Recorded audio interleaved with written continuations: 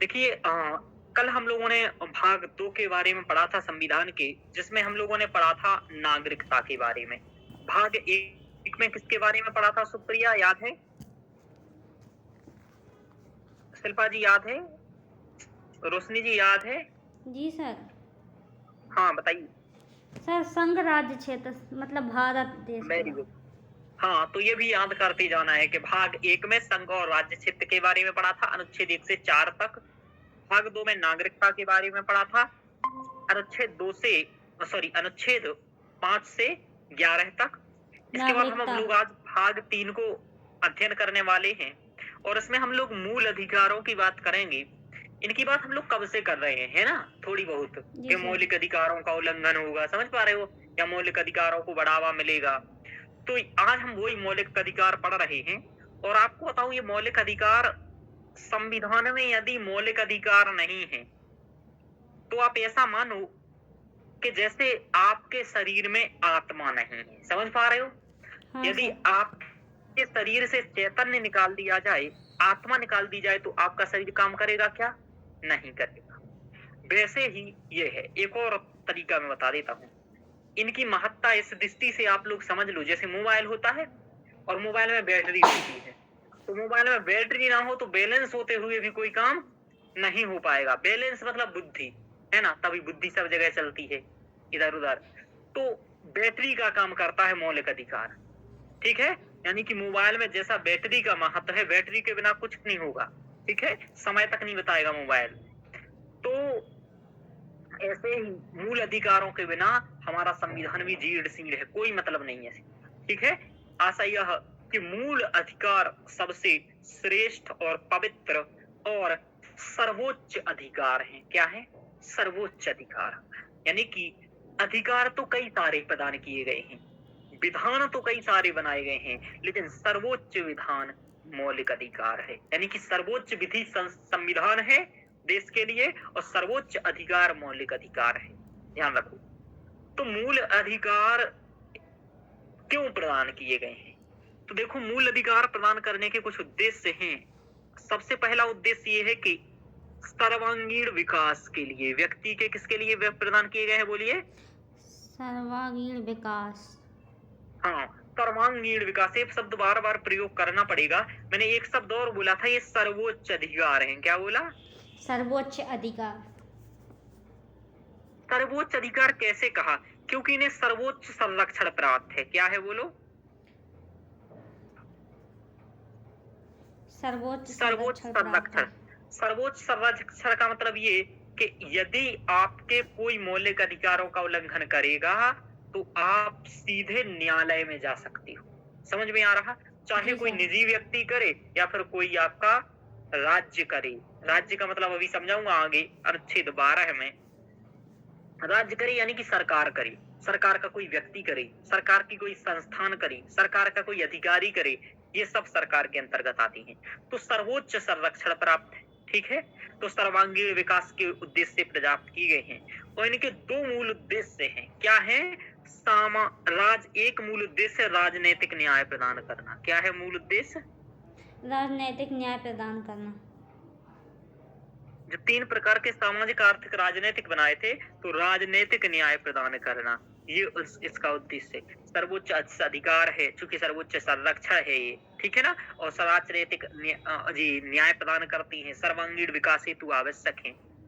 अब बात ये आया कि हमने ये अधिकार ग्रहण किस देश से किए हैं। सबसे पहला ये आता है, नागरिकता कहाँ से ग्रहण किया है बोलो? एक नागरिकता का प्रावधान सर नहीं है याद। कहाँ से किया है? एक नागरिकता का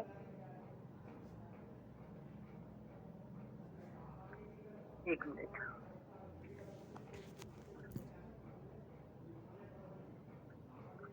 सर वह शायद ब्रिटेन।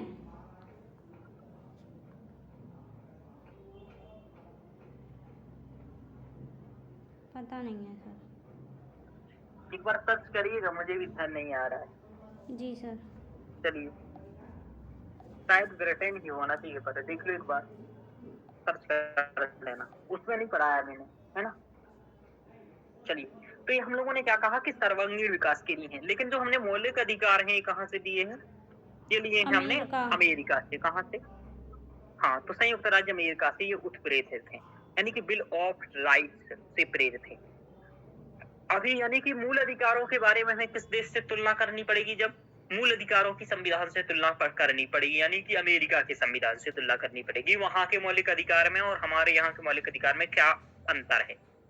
तो मैंने सबसे पहले यहाँ आपको यही बताया कि मूल अधिकार सर्वांगीण विकास हेतु। सर्वांगीण विकास का मतलब जानते हो? आपका भौतिक विकास हो सके, बौद्धिक विकास भी हो सके, नैतिक विकास भी हो सके, आध्यात्मिक विकास भी हो सके, राजनीतिक, आर्थिक, सामाजिक सभी प्रकार का जो भी विकास के लिए आवश्यक हो, यानी कि आपकी सभी प्रकार के विकास के लिए ये आवश्यक है। सर, ये संयुक्त राज्य अमेरिका। हाँ बोलिए। एकल नागरिकता सर ब्रिटेन से ली गई है। जी, एकल नागरिकता ब्रिटेन का है, ठीक है। जी सर। तो यही है ना? तो भारत में मूल अधिकार संयुक्त राज्य अमेरिका सहित दुनिया के किसी भी अन्य देश में पाए जाने में मूल अधिकारों से अधिक विस्तृत हैं। इन्हें भारत का मैग्ना कार्टा भी कहा जाता है और ये बहुत ही मतलब विस्तृत है। हमारे यहाँ विस्तृत अधिकार प्रदान किए गए हैं। तो इतना समझ में आया? आगे चले। हाँ सर। अब देखो, कुछ आपकी मूल अधिकार का संविधान में उल्लेख कहाँ है? तो ये आपको पता है, भाग 3 में अनुच्छेद 12 से लेकर के कितने तक? 35 तक। आगे कल ये क्वेश्चन मैं पूछूंगा किस भाग में क्या वर्णन है, जो मैंने पढ़ा चुका हूं वो पूछूंगा मैं कभी भी क्वेश्चन। और ध्यान रखिएगा किस भाग में कौन से हैं, और दूसरा ये कि क्या अनुच्छेद हैं और किस अनुच्छेद में क्या कहा गया है। ठीक है, जो मैंने खासकर ये कहा था कि ये अनुच्छेद इम्पोर्टेंट, समझ पा रहे हो? मैं अनुच्छेद इम्पोर्टेंट वाले क्वेश्चन के रूप में पूछूंगा। चलिए, तो सुप्रिया मुझे ये बता दीजिए कि ना जो संघ राज्य क्षेत्रों यानी कि जो राज्यों के गठन से हेतु दो मैंने समितियों के नाम बताए थे, 2 समितियां गठित की गई थी, उनके नाम क्या थे? राज्यों का गठन किस आधार पर किया जाना चाहिए, भाषा या किस आधार पर? 2 समितियों का नाम मैंने बताया था, कौन सी थी? क्या आयोग मान लो? बोलो। और दोनों ने अनुशंसाएं क्या की थी? चलो पहले तो नाम बताओ, अनुशंसा बाद में है।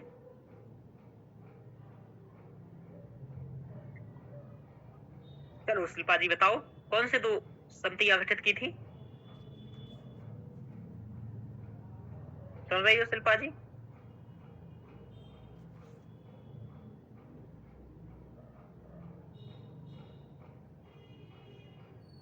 बोलो शिल्पा जी, सुन रही हो? हाँ सर, सुन रही हूँ। कौन सी 2 राज्यों के गठन हेतु हमने जो बताया था कि भाषा के आधार पर बनाना है, किस आधार पर? कौन सी 2 समितियां गठित की थी, बताइए? एक सर धर आयोग और एक जेवीपी समिति सर। धर आयोग और जेवीपी समिति, यही था नमन? हाँ। कौन सी? हाँ, खटर अली आयोग।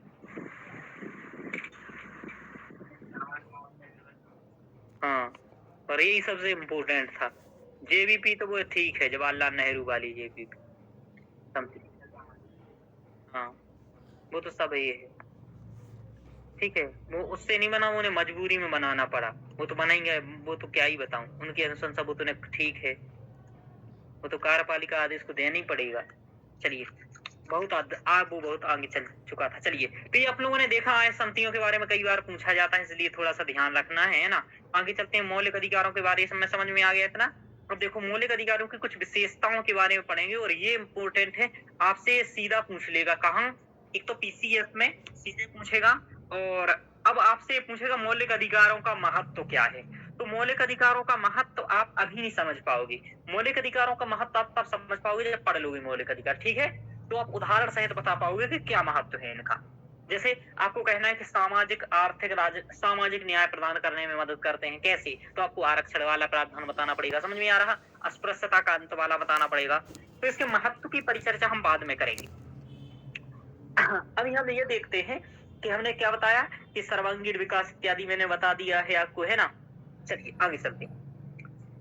मूल अधिकारों की विशेषताएं क्या है? तो मूल अधिकार राजनीतिक लोकतंत्र के आदर्श को बढ़ावा देते हैं। मैंने पहले बता दिया, ये कौन सा न्याय प्रदान करते हैं बोलो? राजनैतिक न्याय प्रदान करते हैं। हाँ, ये बहुत इंपॉर्टेंट है, प्रीलिम्स के लिए पूछा भी जा चुका है पहले प्रीलिम्स में। मैं आपको बताऊं, मौलिक कर्तव्य तक जिस दिन मैं पढ़ा दूंगा उस दिन आपको PYQ लाऊंगा मौलिक कर्तव्य तक, और सभी आपके यहाँ डिस्कशन कराऊंगा।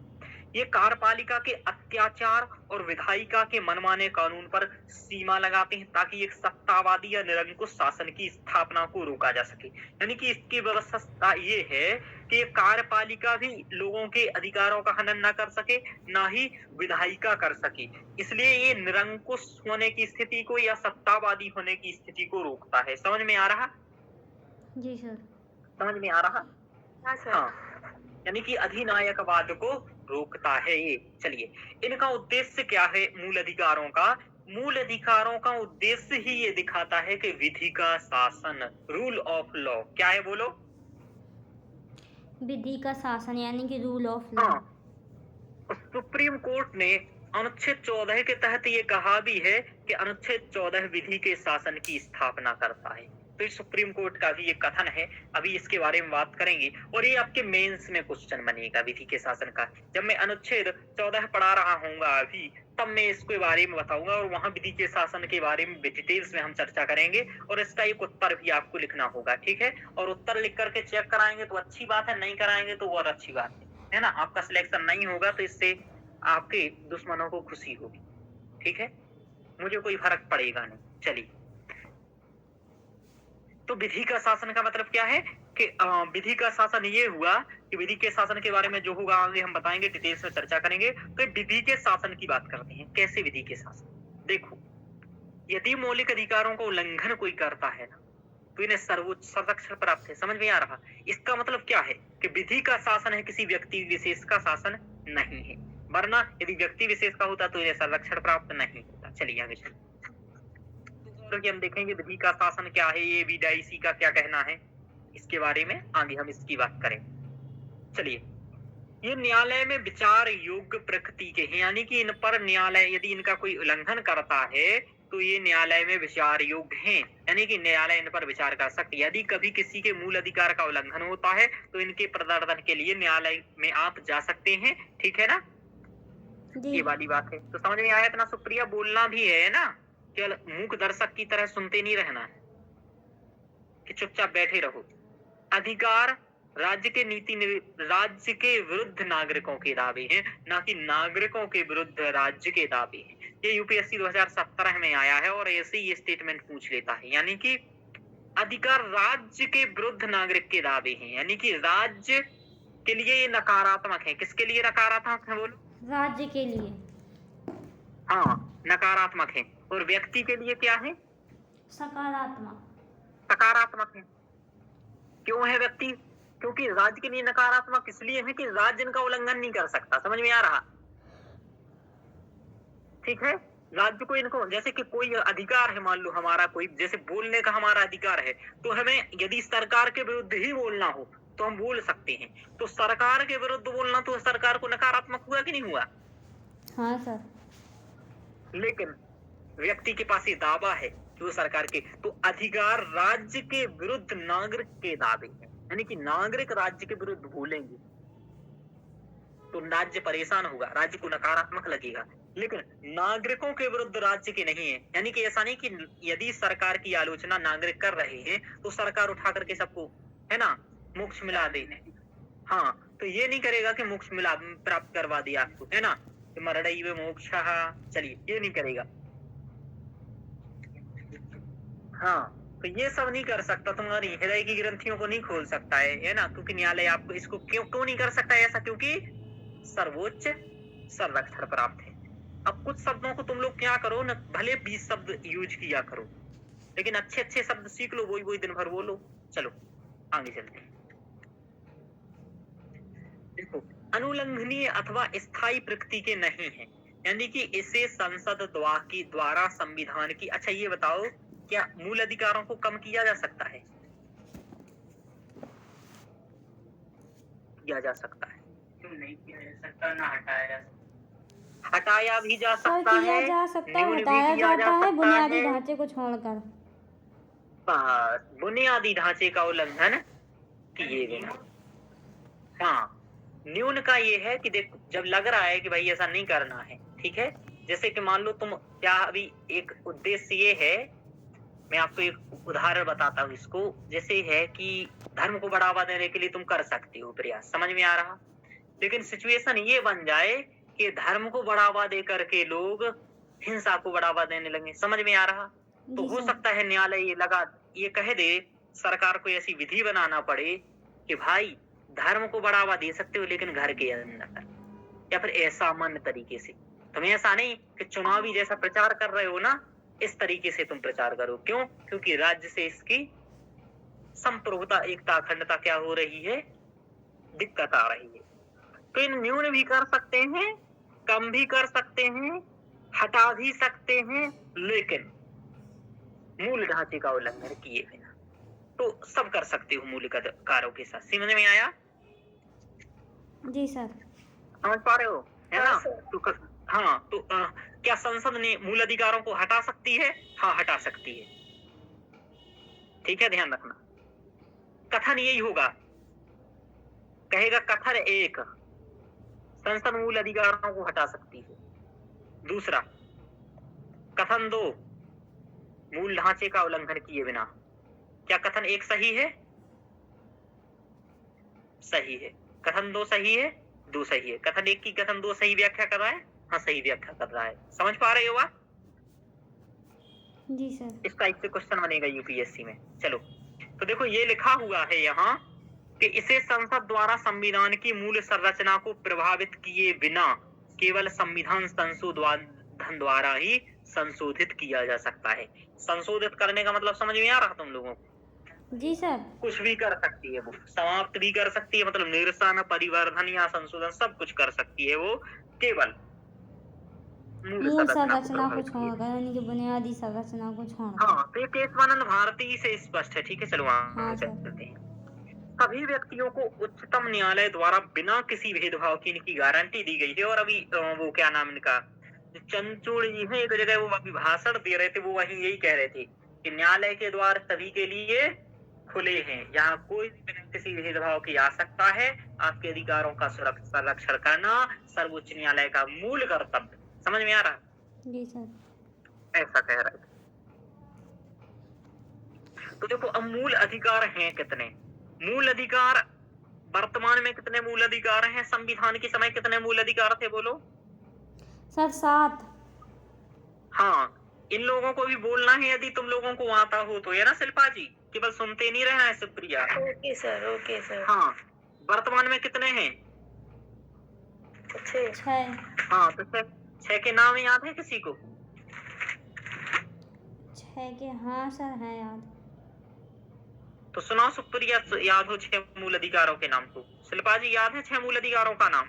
सर नहीं, अभी याद नहीं है, पर इतना पता है कि संपत्ति का अधिकार हटाया गया है। ठीक है, इसके अलावा जो 6 हैं वो याद हैं? नहीं सर।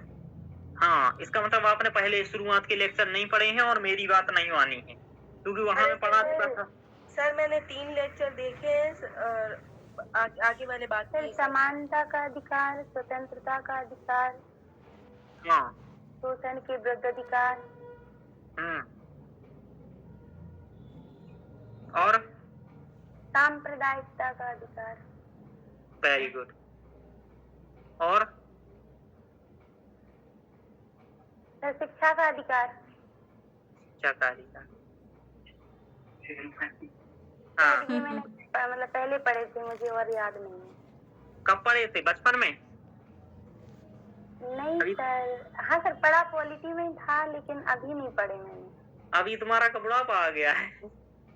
नहीं सर, पहले वाले लेक्चर नहीं देखे थे सर, वे किसी ने नहीं देखे अभी तो। हमारे चलो, तो चलो रोशनी जी सुनाओ कौन कौन से अधिकार हैं? सर समता का अधिकार, स्वतंत्रता का अधिकार, शोषण के विरुद्ध अधिकार, धार्मिक स्वतंत्रता का अधिकार, और संस्कृति और शिक्षा का अधिकार, और संवैधानिक उपचार।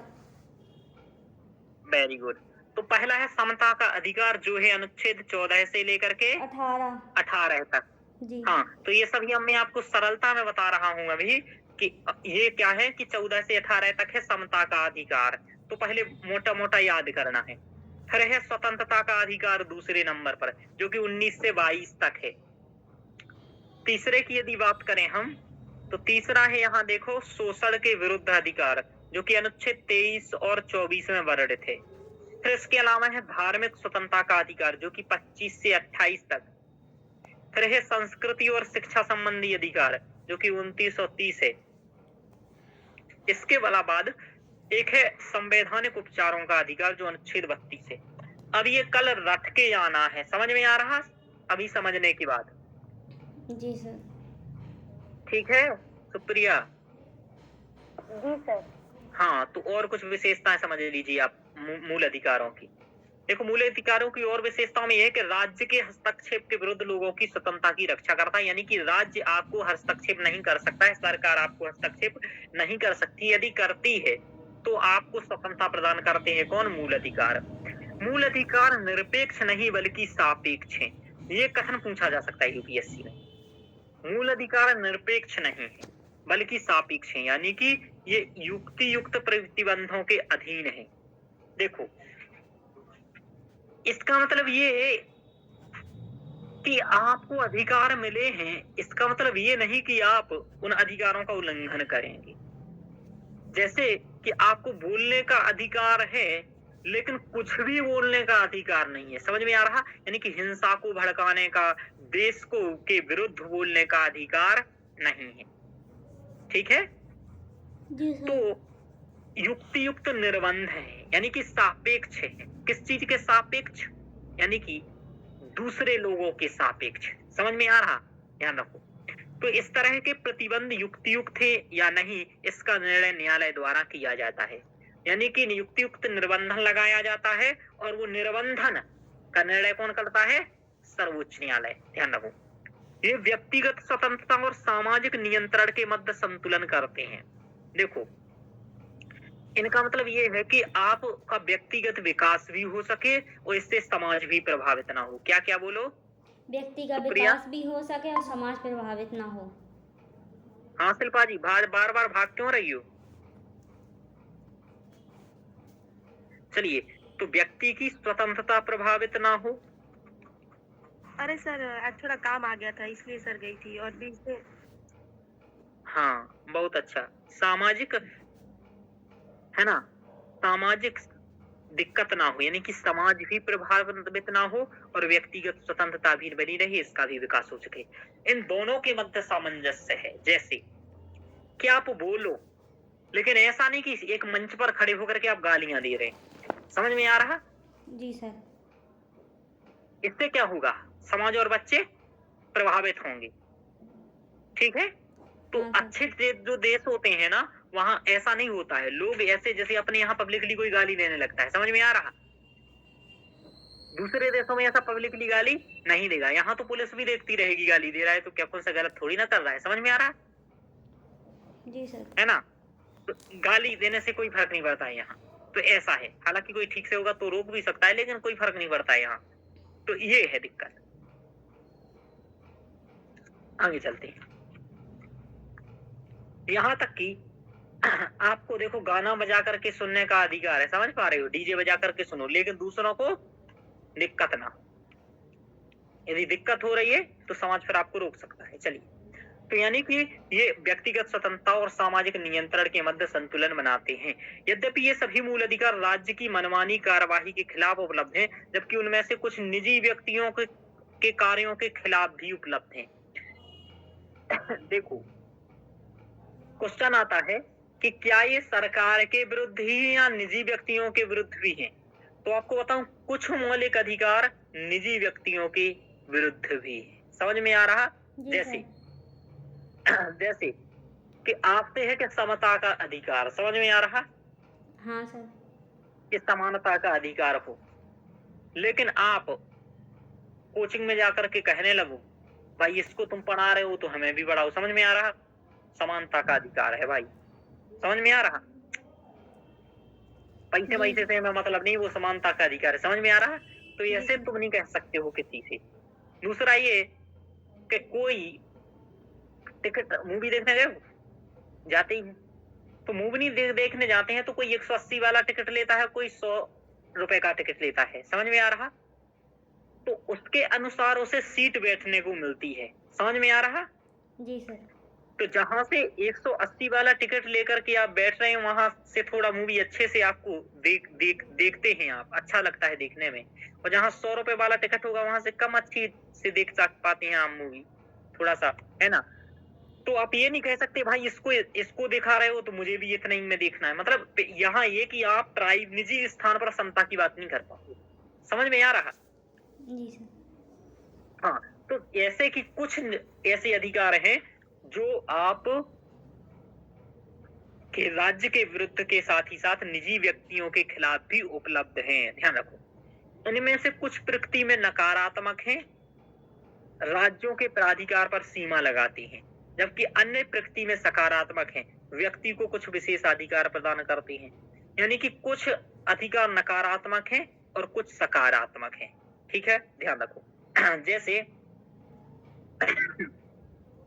ये उदाहरण बता रहा हूं कि अनुच्छेद 20 और 21 द्वारा जो अनुच्छेद 20 और 21 के तहत अधिकार हैं आपके, इन अधिकारों को राष्ट्रीय आपातकाल लगने के बाद भी समाप्त नहीं किया जा सकता। मतलब राष्ट्रीय आपातकाल लगा रहेगा तो आपका अनुच्छेद 20 और 21 समाप्त नहीं होगा, बाकी आपके समाप्त हो सकते हैं। समझ में आ रहा है? जी सर। हाँ, तो 20 और 21 को छोड़ करके और अन्य सभी अधिकार समाप्त हो सकते हैं, लेकिन 20 और 21 समाप्त नहीं हो सकता है, निलंबित नहीं किए जा सकते हैं। तो सुप्रिया, समझ में आया?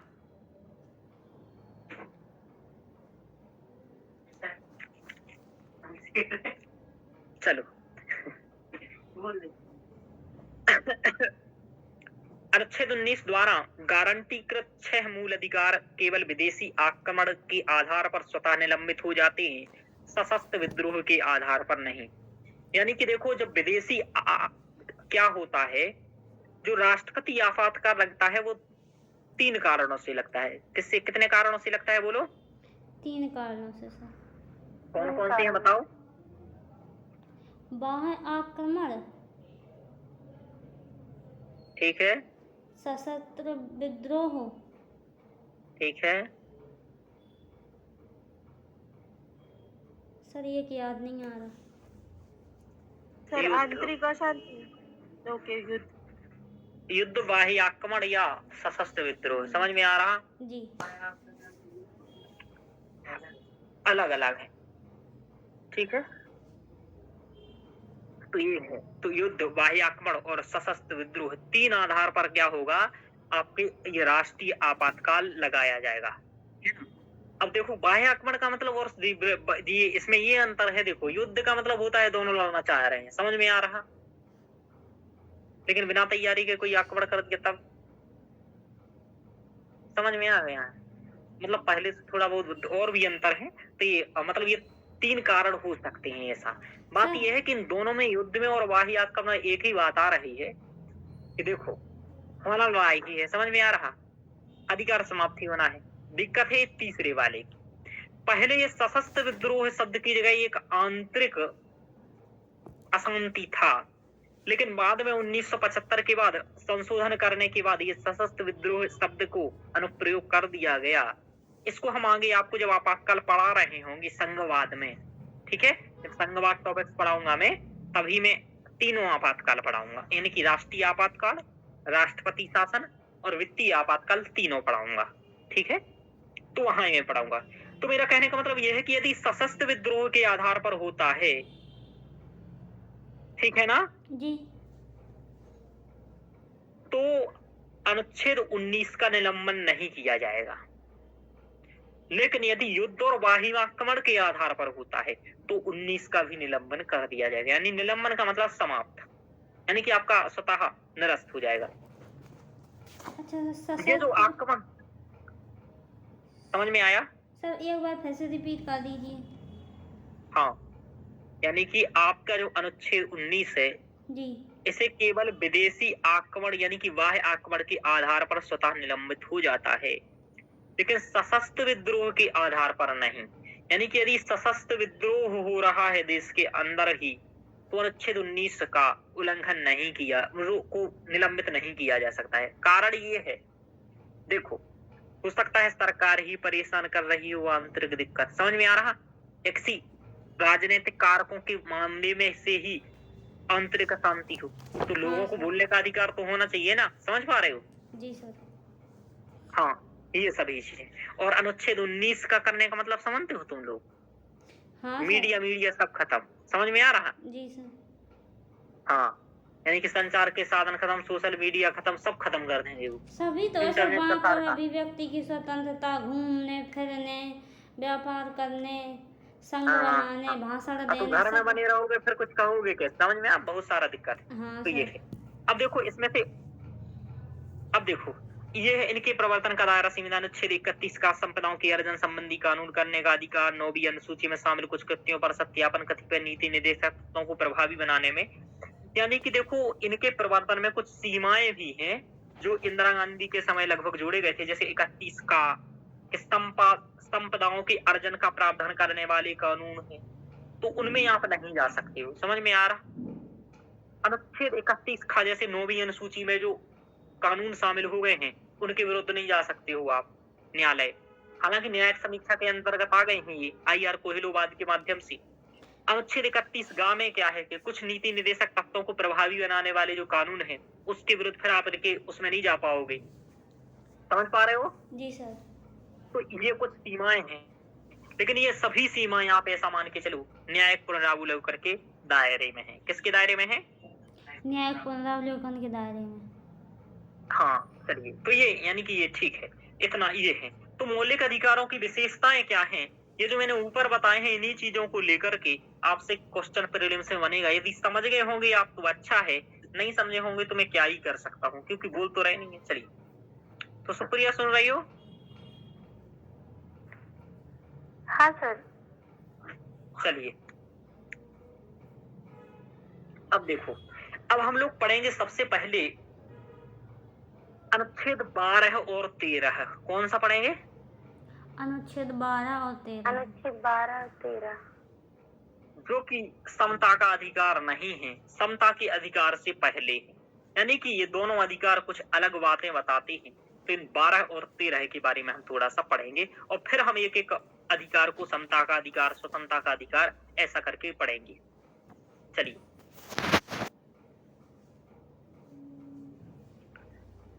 देखो अब क्या है, मैं ये बात तो आप लोगों को मालूम ही है, ये अभी फिर भी कल भी मैंने बताई थी कि केवल कुछ अधिकार ऐसे हैं जो केवल भारतीयों को हैं। कौन कौन से ऐसे अधिकार हैं बोलो सुप्रिया, जो केवल भारतीयों को? सुप्रिया, शिल्पा जी सुन रही हो? हाँ नहीं सर। शिल्पा, हाँ, कौन कौन से ऐसे मौलिक अधिकार हैं जो केवल भारतीयों को?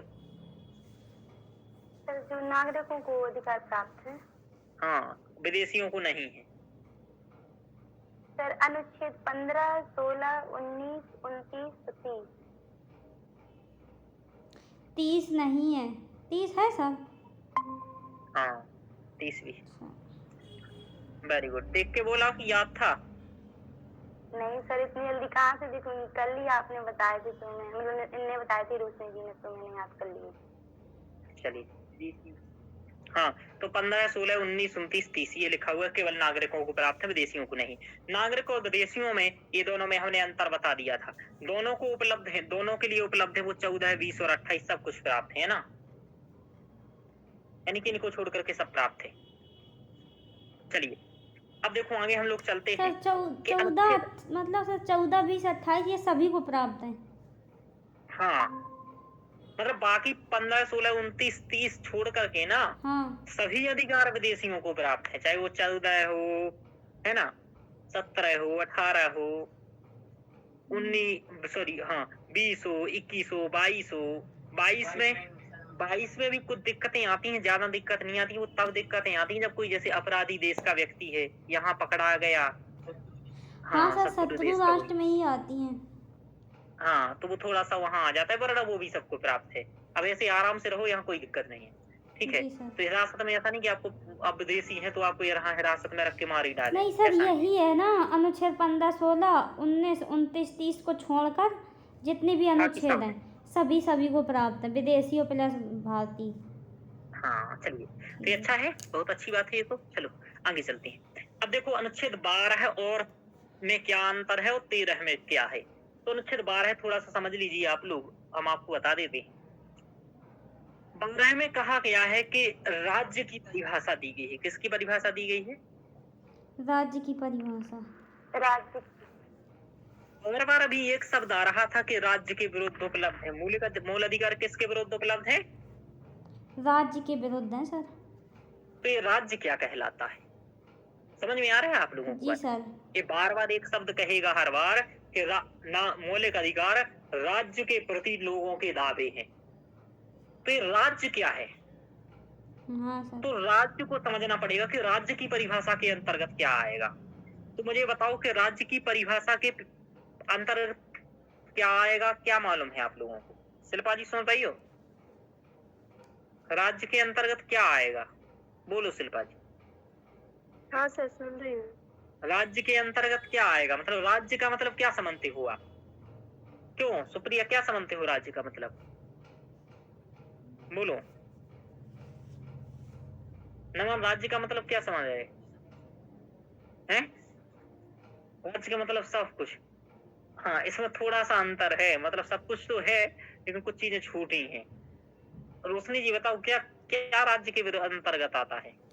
सर केंद्र सरकार, राज्य सरकार जो विधायिका हैं दोनों की, और सर नगर पंचायत जो होती नगर पालिकाएँ, और सर जो और सुप्रीम कोर्ट जिनको भी वो कर देता है, मतलब इसमें राज्य की श्रेणी में वो कर देता है शामिल, वो आते हैं।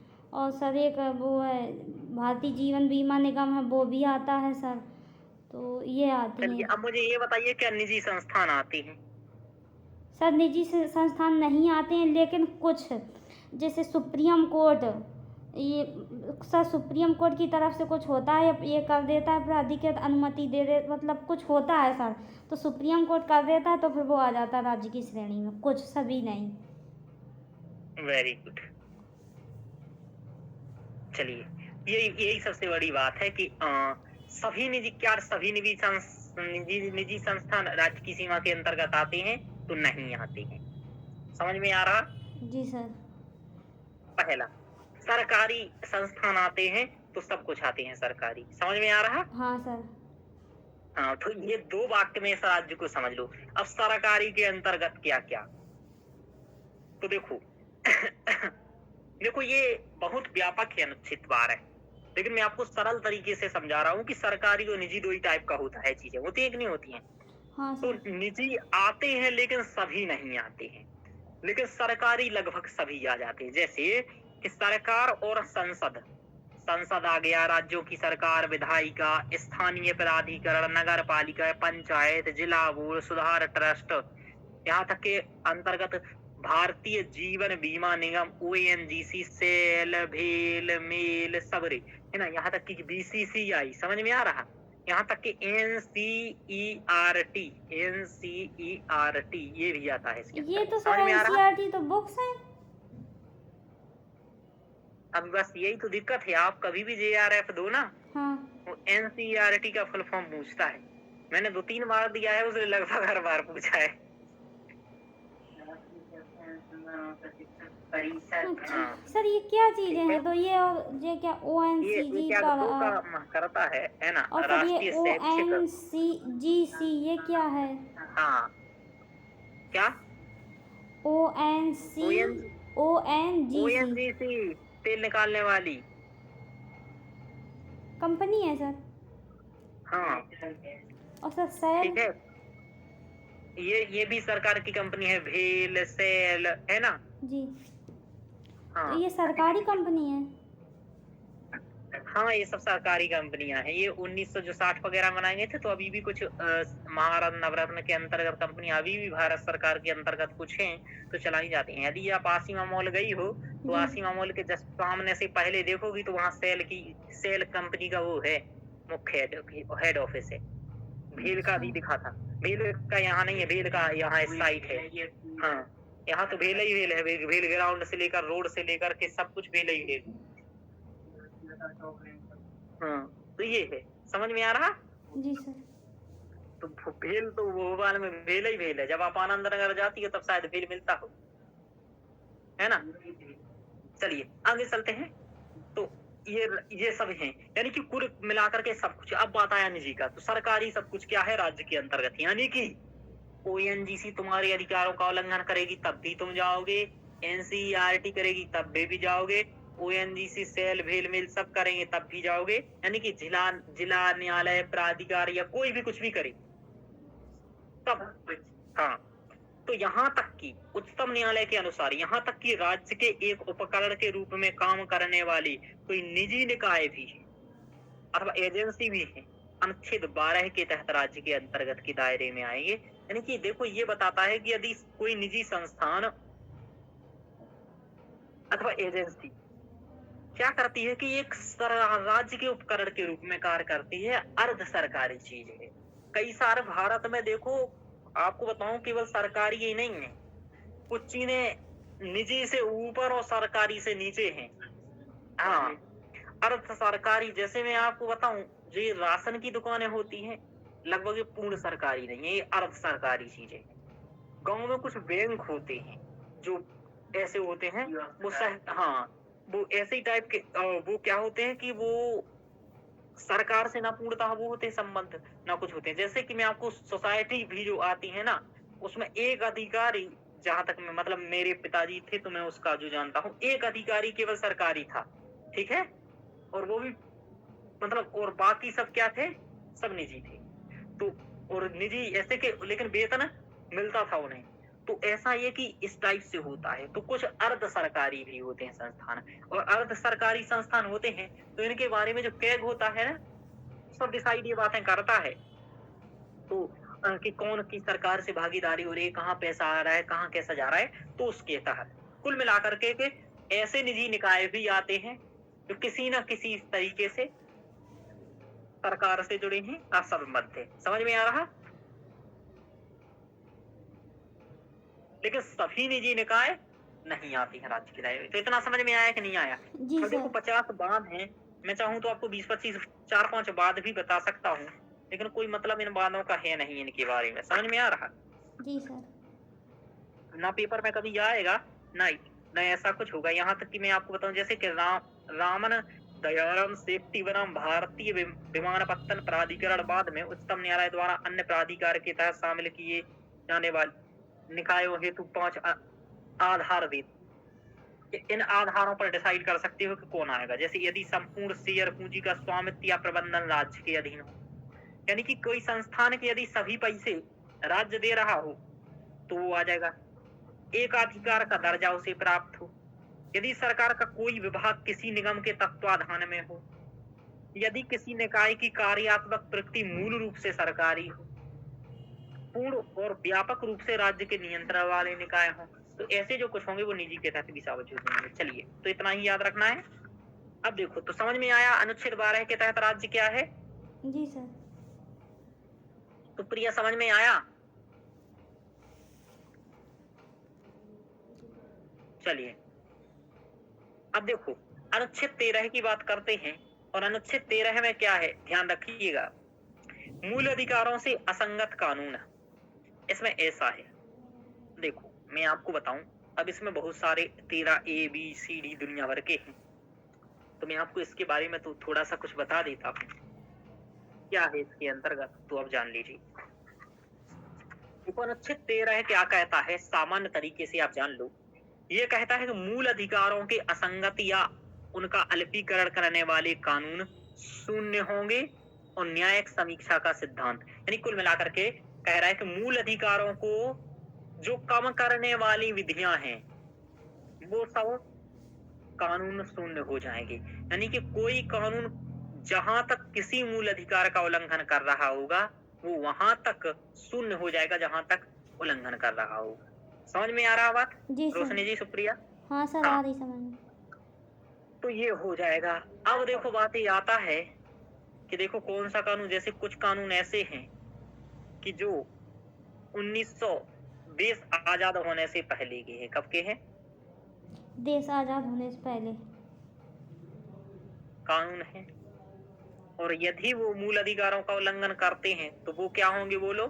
उन्हें असंगत कर दिया जाएगा सर। उन्हें असंगत कर दिया जाएगा। और किस हद तक कर दिया जाएगा? जिस हद तक जिस हद तक मूलाधिकारों का उल्लंघन करते होंगे। Very good. और उसके बाद 1947 के बाद जो कुछ अधिकार कानून आए हैं और यदि वो उल्लंघन कर रहे हैं तो उनको भी सर असंगत कर दिया जाएगा जिस हद तक मूलाधिकारों का उल्लंघन कर रहे हैं। हाँ, है ना? जी। तो यहाँ वो चाहे तो पूर्ण रूप से खत्म कर सकता है उस चीज को। ठीक है? अच्छा सर, पूर्ण रूप से भी कर सकता है। हाँ, ठीक है। जी सर। ऐसा तो ये है। और इस टाइप से है कि ये दोनों बातें हैं। अब देखो मैं कुछ बातें आपको पढ़ के बताऊंगा यहाँ, तो ध्यान रखिएगा, जो कि अनुच्छेद 13 के सब पार्ट है। ठीक है? जो इस जी पीडीएफ सर। में नहीं है, लेकिन मैं आपको पढ़ के बता रहा हूँ, तो सुन लीजिए। यही भाव निकलेगा उनका जो मैंने बता दिया, तुम्हें समझा दिया। समझ में आ रहा है? जी सर। और इतना डिटेल्स पेपर में ना कभी आएगा और ना कभी आपको याद रखना है। इतना उतना ही याद रखना है जितना मैं बता रहा हूँ, और जितना मैं बता रहा हूँ उतना ही आप लोग याद कर पा नहीं रहे हो, तो उससे जाना की आकांक्षा मत करो। चलो, संविधान के प्रारंभ से, देखो, संविधान के प्रारंभ से ठीक पूर्व भारत के राज्य क्षेत्र में प्रवृत्त सभी विधियां उस सीमा तक शून्य होगी जहां तक देश भाग के उपबंधों का उल्लंघन करती। समझ में आ गया? जी तो सर। यही निकला अर्थ। हाँ दूसरा सर। देखो इसका, ये 13(2) बता रहा हूं मैं। राज्य द्वारा ऐसी किसी विधि का निर्माण नहीं किया जाएगा जो इस भाग द्वारा प्रदत्त अधिकारों को समाप्त करता हो अथवा न्यून करती हो, तथा इस खंड के उल्लंघन में बनाई गई प्रत्येक विधि उल्लंघन की सीमा तक समाप्त हो जाएगी। तीसरा, और भी आगे बता रहा है कि विधि के अंतर्गत भारत के राज्य क्षेत्र में विधि का बल रखने वाला कोई अध्यादेश हो, ठीक है, जो राष्ट्रपति जारी करते हैं, राज्यपाल, आदेश हो, उपविधि हो, नियम हो, विधि विनियमन हो, या अधिसूचना हो, या रूढ़ि हो, या प्रथा हो, कुछ भी हो, यदि वो मूल अधिकारों का उल्लंघन करेगा जहां तक, वो सब खत्म, निपटा दिया जाएगा। ये है। फिर इसके बाद क्या है, जो जोड़ दिया था इंदिरा गांधी ने, वो इसमें चौथा है इसका, कि अब देखो ये को और है, अभी 13(3) के तहत मैं बता रहा हूँ कि अंतर्गत भारत के राज्य क्षेत्र में किसी विधानमंडल या सक्षम प्राधिकारी द्वारा इस संविधान के प्रारंभ से पूर्व पारित या निर्मित विधि जो पहले ही निरसित नहीं कर दी गई है, चाहे ऐसी विधि या उसका कोई भाग उस समय पूर्णतया विशिष्ट क्षेत्रों में प्रवर्तन नहीं है। कुल मिलाकर के जो भी बनेगा वो सब समाप्त कर दिया जाएगा, पहले का कुछ भी हो। इस सिद्धांत कि अब देखो अनुच्छेद में बता रहा हूँ 13(4), ये थोड़ा सा याद रखना है। 13(3) थोड़ा कम समझ में आया। 13(3) भी यही कह रहा है कि कोई अध्यादेश हो, आदेश हो, उपविधि हो, नियम हो, विनियमन हो, हाँ। वो सब समाप्त हो जाएंगे जिस हद तक उल्लंघन करेंगे इसका। जी। अब देखो अनुच्छेद 13(4) समझा रहा हूँ मैं, जो इसमें लिखा भी हुआ है आपके नोट्स में, देख लो, ठीक है, क्योंकि इम्पोर्टेंट है तो लिख दिया उन्होंने। अनुच्छेद 13(4) में उल्लेख, इस अनुच्छेद की कोई बात अनुच्छेद 368 के अधीन किए गए किसी भी संशोधन पर लागू नहीं होगी। कुल मिलाकर के ये कर दिया था 24वें संविधान संशोधन 1971 के माध्यम से कि अनुच्छेद 368 पर लागू नहीं होगा। यानी कि हम संशोधन कुछ भी करते रहे मौलिक अधिकारों में या कहीं भी, तुम अनुच्छेद 13 के तहत उसे शून्य घोषित नहीं करोगे। समझ में आ रहा? हाँ सर। हालांकि केशवानंद भारतीवाद के बाद उच्चतम न्यायालय ने माना कि किसी संविधान संशोधन को इस आधार पर चुनौती दी जा सकती है कि वह मूल अधिकारों का उल्लंघन करता है, जो संविधान की मूल संरचना का हिस्सा है, इसलिए उसे शून्य घोषित किया जा सकता है। समझ में आ रहा? जी सर। अनुच्छेद 13(4) यही सर जोड़ा गया था 24वें संविधान संशोधन द्वारा, पढ़ा तो था पहले। यही जोड़ा गया था। अब इसके अंतर्गत कई सारे सिद्धांत आते हैं जो बहुत फालतू के, मतलब जो काम के हैं नहीं। जैसे मैं आपको एक दो सिद्धांतों के नाम थोड़ा सा बता दूं आपको, जैसे क्या आता है। अब देखो एक बात और मैं बताता हूँ जी। इसी के तहत अनुच्छेद 13 के तहत राज्य न्यायालय को ये शक्ति मिलती है, न्यायिक पुनरावलोकन की शक्ति। न्यायिक पुनरावलोकन की शक्ति भारत ने कहां से ली है? अमेरिका से, है ना। मारवाड़ी बनाम मेडिसनवाद से। कहां से ली है?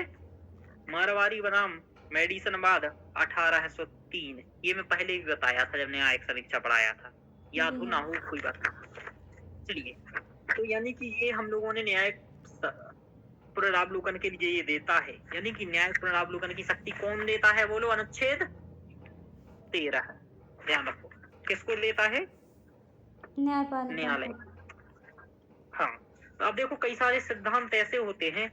एक होता है पृथक्करणीयता का सिद्धांत, 13(1) जो अनुच्छेद में बताया जा रहा है, और 13(2) में। पृथक्करणीयता का सिद्धांत का मतलब ये होता है कि कोई विधि उस सीमा तक असंगत हो जाएगी जिस सीमा तक वह मौलिक अधिकार का उल्लंघन कर रही होगी।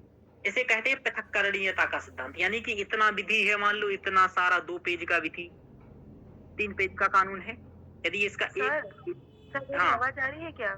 जी सर, मैं ये बोल रही थी कि मेरे फोन से क्लास कनेक्ट नहीं हो रहे, और सर इनके फोन में बैटरी एकदम लो है, तो सर मैं अभी क्लास लेफ्ट कर रही हूँ। ठीक है, चलिए आगे। तो ये मान लीजिए एक पेज असंगत हो रहा है, पृथक कर रहा है, तो हम इसमें से ये एक पेज को फाड़ देंगे और बाकी 2 पेज बची रहने देंगे। तो ये क्या हो गया? पृथक्करणीयता होगा कि नहीं हुआ? हाँ सर। समझ में आ रहा है रोशनी जी? जी सर। 3 पेज थे, तो अपन लोग पृथक करने को ये कहते हैं पन्ना फाड़ देंगे।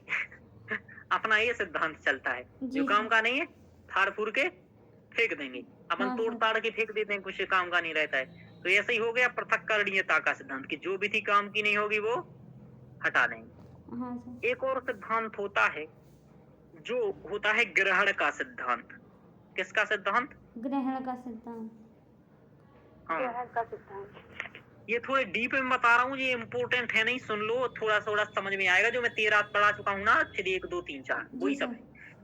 ये अनुच्छेद 13(1) के अंतर्गत है। इसका मतलब ये कि अनुच्छेद 13(1) के अनुसार संविधान के लागू होने के पूर्व कोई भी विधि है तो वह उस सीमा तक समाप्त हो जाएगी जिस सीमा तक वे मूल अधिकारों का उल्लंघन करते हैं। ग्रहण का सिद्धांत संविधान के पूर्व की ऐसी विधि को लागू होता है जो अधिनियमित किए जाने के समय विधि मान्य थी। यानी कि संविधान जब हम लोगों ने अधिनियमित किया, अंगीकृत अधिनियमित किया, तब वो लागू थी, तो वो भी उस सीमा तक समाप्त हो जाएगी। इसको क्या बोलते हैं? ग्रहण का सिद्धांत। यानी कि उस पर ग्रहण लग गया, यानी कि वो समाप्त हो गया। समझ में आ रहा? तो ग्रहण लग जाएगा उस पर। सर, संविधान निर्माण के समय ये विधि मतलब संगत थी। हाँ, और नहीं, अधिनियमन जब संविधान ने लागू किया गया उस समय ये विधि लागू थी। समझ में आ रहा? जी, लागू थी जी। हाँ, तो लागू थी और फिर लागू बनी रही, तो वो विधि वहां तक समाप्त हो जाएगी जहां तक वो उल्लंघन कर रही है। समझ में आ रहा? जी सर। हाँ, देखो, एक तो लागू थी और एक पहले विधि थी, इसमें अंतर होता है। जैसे 1950 से पहले कई सारी विधियां थी कि नहीं थी? हाँ सर, थी ना। और एक लागू थी। हाँ सर। तो इसके लिए 13(1) और 13 मतलब ये एक तो जो लागू थी उसमें तो पृथक्करणीयता का सिद्धांत बता दिया हम लोगों ने जी। मतलब जो पहले विधि थी वो तो शून्य हो जाएगी, ये तो हमने बता ही दिया। जी सर। दूसरा जो लागू थी उसके बारे में बता दिया, ग्रहण का सिद्धांत के उस पर ग्रहण लग जाएगा। समझ में आ रहा? हाँ सर। अब तीसरा है अद्वितीयजन का सिद्धांत। क्या है? अद्वितीयजन का सिद्धांत, यानी कि कोई व्यक्ति मूल अधिकार को अपने छोड़ सकता है, घोषणा कर सकता है कि मूल अधिकार होनी चाहिए, ठीक है, लेकिन ऐसा भारत में स्वीकार नहीं किया गया है, ये अमेरिका में है। तो जब अमेरिका में पूछा जाए अद्वितीयजन का सिद्धांत, हाँ, कि मूल अधिकारों को कोई छोड़ सकता है। हाँ, ये संयुक्त राज्य अमेरिका में लागू है। इसके अनुसार कोई व्यक्ति अपने अधिकारों को स्वेच्छा से परित्याग कर सकता है, हालांकि ये भारत में स्वीकार्य नहीं है, आपको बताएं, ठीक है? जी सर। हाँ, तो भारतीय मौलिक अधिकारों में अमेरिका में अंतर पूछेगा तो ये अंतर याद रखना है। क्या? क्या अद्वितीयजन का सिद्धांत। समझ में आ रहा? जी सर। हाँ, एक और होता है सिद्धांत, लेकिन अब फालतू पढ़ने की जरूरत नहीं। एक होता है भविष्य लक्ष्य विनिर्णय का सिद्धांत, है ना, यानी कि डॉक्ट्रिन ऑफ प्रोस्पेक्टिव, है ना, और विलिंग, ऐसा। तो भविष्यलक्षी निर्णय का सिद्धांत इसमें ये होता है कि मूल अधिकारों का प्रभाव चूंकि भूतलक्षी नहीं है, इसका उद्देश्य तो भविष्यलक्षी है कि नहीं है मूल अधिकारों का। जी तो भारतीय संविधान के प्रवर्तन के पूर्व प्रवृत्ति विधियों पर मूल अधिकारों का प्रभाव उस तिथि से लागू होगा जिस तिथि से इन्हें लागू किया गया है। तो इस टाइप से है। अब लेकिन ये सब सुनने के लिए थे, ये पेपर में आती नहीं, तो बस इतना ही आपको याद रखना है। समझ में आ रहा? जी हाँ, ये सब पेपर में आती नहीं है, बस पढ़ते भले रहो। और बस इतनी सी बात याद रखो कि मूल अधिकारों का यदि कोई विधि पहले की यदि है 1950 से पहले की, यानी कि संविधान लागू होने के पहले की, तो वो वहां तक समाप्त हो जाएगी जहां तक वो मूल अधिकारों का उल्लंघन कर रही है। बाद की विधि भी है यदि, तो वो भी वहां तक समाप्त हो जाएगी। बस इसमें ये रख सकते हो, पृथक्करणीयता का सिद्धांत लगता था और एक ग्रहण का सिद्धांत लगता है। ये सब कभी पूछे कि ग्रहण का सिद्धांत या पृथक्करणीयता का सिद्धांत किस अनुच्छेद से संबंधित है, तो किससे कहोगे? सर विधि के उससे है सर। अनुच्छेद 13 से संबंधित। अच्छा ठीक है? जी सर। हाँ, तो ऐसा मतलब कभी ऐसा बनेगा नहीं, समझ पा रहे हो? लेकिन कोई बाई हाथ व्यक्ति बना लिया है ऐसा कुछ, है ना, कि आज यही पूछ लेते हैं, चूंकि और तो सब आता ही है। चलिए, तो ऐसा बता दीजिएगा। चलिए, इससे ज्यादा नहीं पूछेगा कि गिरहड़ का मतलब क्या होता। आगे चलते हैं। अब देखो अनुच्छेद, एक एक अनुच्छेद को हम लोग यहाँ से आगे पढ़ेंगे। समझ में आ रहा? जी सर। चलिए। हाँ सुप्रिया, तो समझ में आया कुछ कि नहीं आया? पानी मानी दिख रहा है नंबर बोले में। हे भगवान।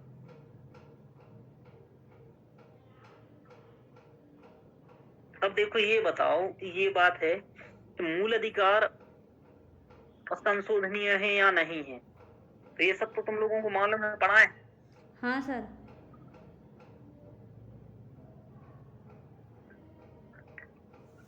पढ़ना है क्या? क्या? जो मैंने मूल ढांचे के साथ पढ़ाया था, हाँ वही था। पर एक बार जल्दी जल्दी शॉर्ट में नोट्स बना लो, आधा पेज का मैं बना देता हूँ एक बार। फिर एक एक मूल अधिकार पढ़ना स्टार्ट करेंगे। देखो मैं शॉर्ट में बता रहा हूँ, ये सब मैं पहले ही बता चुका हूँ, तो एक बार जो ध्यान ना आए वहां देख लीजिएगा। देखो ये यहाँ से स्टार्ट हुआ था कि मूल अधिकारों को हमें क्या करना था, हमें करना था कुछ नीति निर्देशक तत्वों को लागू। समझ में आ रहा? जी।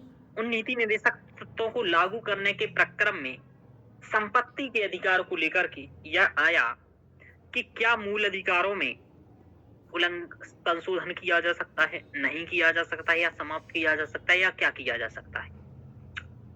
तो इसमें पहला वाद जो गया संकरी प्रसादवाद। क्या? संकरी प्रसादवाद। फिर सज्जन सिंह। हाँ, ये आया 1951 में। हाँ, दूसरा वाद आप चाहो तो ये भी लिख सकते हो सज्जन से है, वरना सबसे दूसरा इम्पोर्टेंट वाद है गोलकनाथ वाद। 1965 सर। तो ये है 1967। अच्छा जी। तीसरा है केशवानंद। 24वां संविधान संशोधन। जी ठीक है, बस ये रट लेना है, मतलब इतना याद रखना है पेपर के लिए तक, बाकी तो सबको सब पता है। 1971 तथ्य लिख करके एक साथ समझा दूंगा अभी। फिर इसके बाद है केशवानंद भारतीवाद अपना। कब का है केशवानंद भारतीवाद? 1900। इसके बाद है अपना मिनर्वा मिल्स।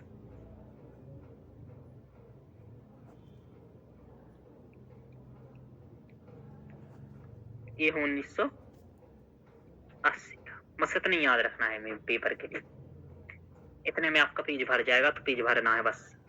ठीक है, इससे ज्यादा तथ्य नहीं रखना है। देखो संकरी प्रसादवाद में कहा कि मूल अधिकारों में संशोधन किया जा सकता है। क्या कहा? मूल अधिकारों में संशोधन किया मूल जा सकता है। अधिकारों में संशोधन किया जा सकता है। हाँ सुप्रिया, ऐसे बोलते जाओ, वेरी गुड। मूल अधिकारों में क्या किया जा सकता है संशोधन? किया जा सकता है। किसके लिए? नीति निर्देशक तत्वों को लागू करने। लेकिन 1967 में क्या कहा कि मूल अधिकारों में संशोधन? क्या कहा, बोलो सुप्रिया? नहीं किया जा सकता है। गोलकनाथवाद में कहा कि मूल अधिकारों में संशोधन नहीं किया जा सकता है क्योंकि ये बहुत पवित्र हैं और बहुत महत्वपूर्ण चरित्र के हैं, लोगों के सर्वांगीण विकास से संबंधित हैं। 24वें संविधान संशोधन में संशोधन करके क्या कर दिया गया था? अनुच्छेद 13(4) जोड़ दिया गया था, जो आप लोगों को बहुत अच्छे से अभी मैंने पढ़ाया है। जी सर। है ना? जी सर। 13(4) जोड़ करके क्या कह दिया कि अनुच्छेद 13, यदि हम अनुच्छेद 368 के तहत कोई भी संविधान संशोधन करते हैं तो उस पर अनुच्छेद 13 लागू नहीं होगा। ये किया गया। केशवानंद भारतीवाद आया 1973 में, इसने मूल ढांचे का प्रावधान दिया। अब बस सुप्रिया, तुम्हारा क्वेश्चन तैयार है कि मूल ढांचा क्या है?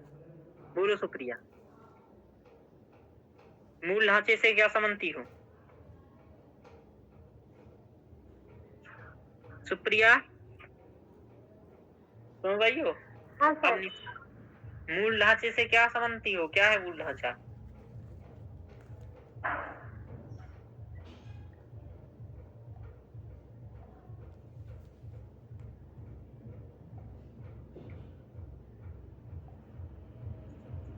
चलिए रोशनी जी बताइए, क्या है मूल ढांचा? सुन रही हो? जी सर। बोलो।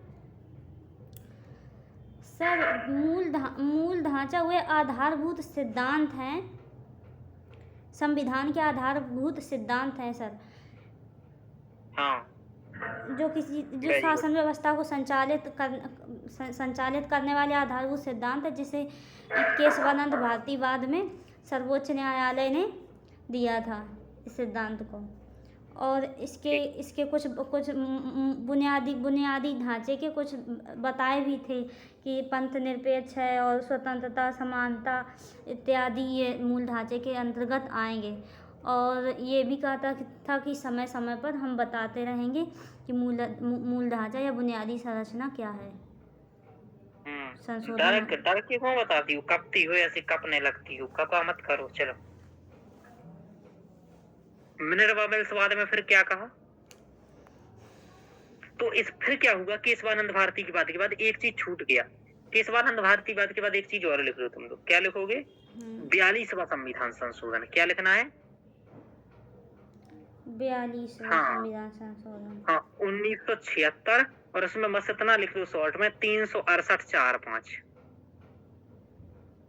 ये पढ़े थे बहुत डिटेल्स में अपन। जी सर। बस इतना ही तो नोट्स बनाना है अपन को। वो आधा पेज का नोट्स बन गया अपना, ये आधे पेज में समाप्त है ना? बस इतना ही जाकर के याद रखना है। तथ्य मौलिक अधिकार के संशोधन का कुछ भी पूछ लो पीसीएस में, सब लिख करके आ जाना, 6 में से 6 नंबर मिलेंगे। ये याद रखना है कि 42वें संविधान संशोधन 368 में 4-5 जोड़ करके कह दिया था कि हम संविधान को उखाड़ फेंकें क्या? मतलब ये शॉर्ट में सारांश बता दिया मैंने, तो अब जान गए हैं। फिर मैंने बाद में क्या कहा कि भाई अनुच्छेद 368(4)(5) असंवैधानिक है। समझ में आ रहा? जी सर। यानी कि इसमें ये कहा कि ये सब असंवैधानिक है, असंवैधानिक है। तो बस ये मैंने रिवीजन करा दिया, चूंकि मैं पहले ये सब पढ़ा चुका हूँ। समझ में आ रहा? जी सर। और केशवानंद भारती में ये कहा गया कि मूल अधिकारों में संशोधन किया जा सकता है। संशोधन का मतलब मूल अधिकार समाप्त, कम किया जा सकता है, न्यून किया जा सकता है। ठीक है जी। हाँ, बढ़ा भी सकते हैं, घटा भी सकते हैं, सब कुछ कर सकते हो तुम उनके साथ, केवल मूल ढांचे को छोड़कर। हाँ, ये मूल ढांचा है, ऐसा नहीं है ये।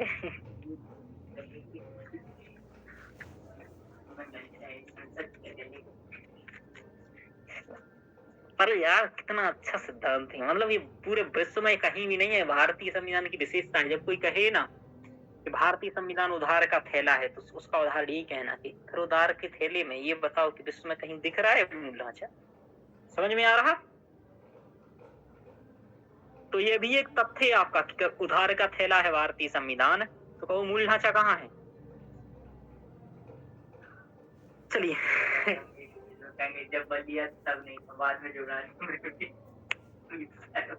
टूल बाद में तो जोड़ा। चलो आगे आगे चलते। वो तो वो जो जोड़ नहीं पाया, उस समय भी जोड़ सकते थे वो लोग, लेकिन डरते थे ना, ये बात है। सरकार बहुत तगड़ी थी। हाँ और क्या, वही 13-32 तो थी। चलो आगे चले रोशनी जी। जी सर। अब पढ़ेंगे समता का अधिकार के बारे में, ठीक है। तो समता के अधिकार के अंतर्गत 4 अनुच्छेद आते हैं, 5 आते हैं। 14, 15, 16, 17, 18 5 अनुच्छेद आते हैं। कितने आते हैं सुप्रिया? 5 अनुच्छेद। हाँ, तो 5 में से पहला क्या आता है, यही आज पढ़ जाए तो बहुत अच्छी बात है। पहले ही पढ़ेंगे तो पहला क्या आता है, अब हम बहुत डिटेल्स में पढ़ेंगे एक एक को। देखो ये लिखा हुआ है सबसे नीचे, अनुच्छेद 14। अब देखो इसमें क्या लिखा है, अनुच्छेद 14 में क्या लिखा है? राज्य। राज्य का मतलब क्या समझ रहे? राज्य का मतलब समझ में आया सुप्रिया? क्या होता है राज्य का मतलब? चलो रोशनी जी, राज्य का मतलब क्या होता है? सर राज्य का मतलब है केंद्र सरकार, राज्य सरकार, विधायिका सरकार, कोई भी हो जो सरकार और सर सुप्रीम कोर्ट आ जाएगा, न्यायपालिका द्वारा। इतना बड़ा शब्द ना कह के एक शब्द कह दिया करो, जी है ना। जी सर। सभी सार्वजनिक संस्थान, सभी सार्वजनिक संस्थाएं और कुछ निजी क्षेत्र या निजी कंपनियां। हाँ है ना जी बस ऐसा इससे ठीक रहता। चलो आगे चलते हैं। तो इसमें कहा गया है कि राज्य भारत के राज्य क्षेत्र। भारत के राज्य क्षेत्र का मतलब है मालूम? हाँ भारत का राज्य क्षेत्र, और मैंने एक और शब्द बताया था वहाँ, याद आ रहा है? हाँ सर। नहीं, एक तो बताया था भारत का राज्य क्षेत्र, एक बताया था हमने भारत, हाँ भारत का संघ, भारत संघ ये बताया। हाँ सर। तो एक बताया भारत संघ और एक भारत का राज्य क्षेत्र। तो इसमें क्या लिखा है? भारत का राज्य क्षेत्र में किसी व्यक्ति को विधि के समक्ष समता और विधियों के समान संरक्षण से वंचित नहीं किया जाएगा। अब ये बताओ कि विधि के समक्ष समता कहाँ से लिया है और विधि के समान संरक्षण किस देश से लिया? सर विधि की समझ समानता है इंग्लैंड से ली है, और विधियों के समान संरक्षण ये सर अमेरिका से।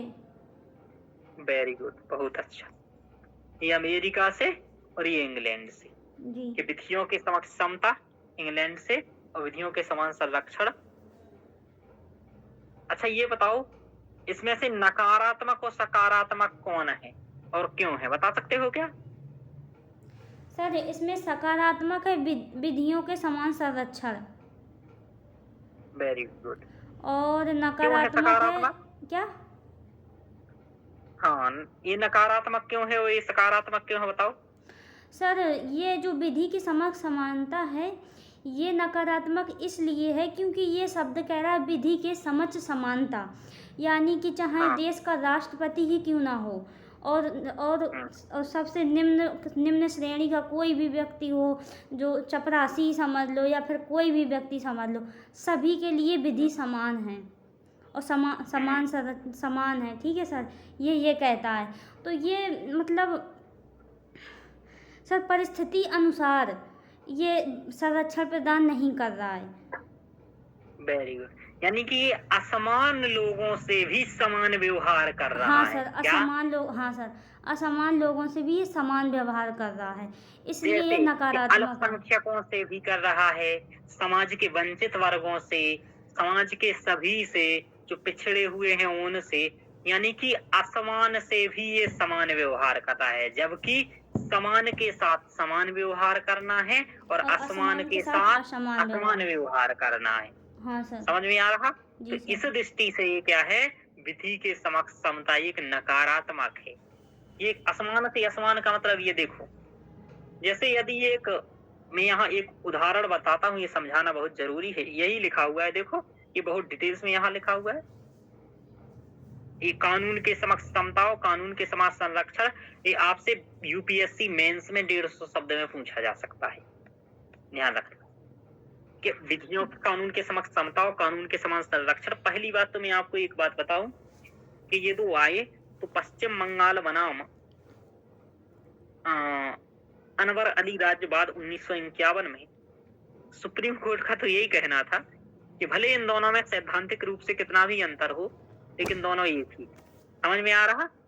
एक ही जैसी। लेकिन फिर भी इनमें अंतर बताया जाता है कि कानून के समक्ष समता एक ब्रिटिश अवधारणा है और नकारात्मक अवधारणा है।